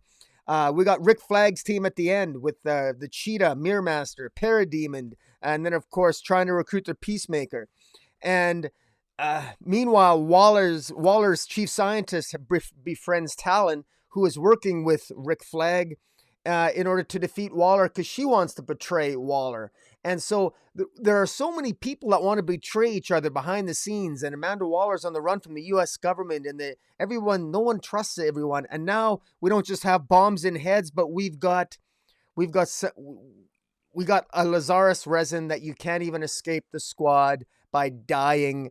And wow, Robbie Thompson has really raised the stakes here, and this is just, like I said, this is a lot of fun. This is this is a lot of fun. This has a lot of moving parts, but unlike, let's say, Titans Academy or Shazam, or some of those other titles which seem to feel more convoluted, Robbie Thompson has connected this series with other series, and yet this feels surprisingly cohesive as a narrative overall. So he continues to do a fairly competent job on this title. Yeah, and again, it's just surprising because I clearly he has love for the Suicide Squad, uh, characters, this property, and I wasn't didn't realize that he did. And the danger was that, okay, because of the Suicide Squad movie, it's just going to be a regurgitation of that in tone. And even though I haven't seen it, from what people are telling me, this is not. This is clearly its own thing. He's building to something, and it's pretty interesting. And despite me not really liking the future state Suicide Squad stuff because it was so Amanda Waller centric, he's telling a story of Amanda still trying to get there, and she's she's not as much as a character in the story, with me having to deal with reading her machinations and being annoyed by her, as much as she is as her plans are a device to move the story forward. And yeah, I really love that there's an actual Suicide Squad dedicated to stopping Amanda Waller, who's is sort of synonymous with the property. I mean, the argument could be made that without Amanda Waller, there is no Suicide Squad. Yeah. So that's going to do it for the titles that we're going to talk about in detail. There are a few other books coming out. Wonder Woman Day is coming up on Thursday, the 21st of October, and there are 3 special edition books. I don't know if they're free or if they're just um, at a cheaper price, whatever. But there is a Wonder Woman Day version of the Diana, Princess of the Amazons, which is a book that came out. It's for young readers. Came out last week. There is also a Wonder Woman Tempest Toss special edition #1, which reprints the first chapter of the Wonder Woman Tempest Toss graphic novel that came out a few years ago. And then there's a Wonder Woman The Lie special edition #1, which is the Greg Rucka story from Rebirth that was drawn by Liam Sharpe. So although look for all those this week. I mean, I guess they're not coming out till Thursday because that's Wonder Woman Day, as opposed to the other DC comics that are coming out on Tuesday. But if you're interested, you're heading down, want to celebrate Wonder Woman Day, look for those. There's also Scooby-Doo, Where Are You? Issue number 112. Let's see, what else is there? There's Legends of the Dark Knights #6, which is a digital first, which is getting a bunch of the recent digital episodes all collected. There's also a few other trades. The Dollhouse Family trade paperback comes out. The Batman Last Night on Earth trade paperback from Greg Snyder and Greg Capullo is also coming out this week. There's also one of DC's horror titles, Refrigerator Full of Heads #1, which is coming out this week, which I actually read, and I don't know how much it ties into the Basket Full of Heads, but I thought it was okay, like interesting enough that I'll probably read issue 2 when it comes out. But those are a few of the other DC books that are coming out this week. Anything you want to add about any of those, Rocky? Uh no, I just no. I I think you summed it up well. All right, I feel overall it wasn't a great DC week for me. I didn't enjoy a lot of the title, and it wasn't like anything was overtly terrible, but it just felt like a below average week for me. But I will say, if I have to pick one book that stood out above the rest or was my favorite, I'll go with the Nubia. I just felt like the foreshadowing and what that bodes for the future of the Wonder Yeah. Woman corner of the DC universe is pretty exciting. So that was my favorite book for the week. I agree with you. I just want to say that I Jace, for those watching this on YouTube, Jace has a green screen, and I just figured out the green screen now, Jace. It is a I it is see a that. control button on my end. I gave you a background finally. There was a fade level button that I was able to access. So unfortunately, it's near the end of our broadcast. But next All time we'll good. have great backgrounds for the two of us. I'll be experimenting with different effects moving forward. So my apologies to those watching. So, and the beautiful gray background or Yeah, that Jace fantastic. had. That's cool. Yeah, you guys don't know. We spent like 30 minutes, 30 minutes before we started recording trying to get this freaking green screen to work. So Anyway, glad we got it all figured out. Yeah, we'll have some interesting things to do with that coming up on subsequent recordings. So everybody, reminder, if you're listening to us on the audio only podcast, go over to YouTube, do a search for Comic Boom with an exclamation point. Subscribe to Rocky's channel so you can check out all the other great content that he produces. Ring that notification bell so you know when that content is coming out, and make sure you give this video a like. Conversely, if you're checking us out on the Comic Boom channel, you want to check out the other content we put out on the Comic Source. We're on every podcast platform there is, iTunes, Google, Stitcher, all of those. Just do a search for the Comic Source on your favorite smartphone device or app, and you'll find us there. So once again, we want to thank everybody for joining us, and we'll talk to you next time. See you later.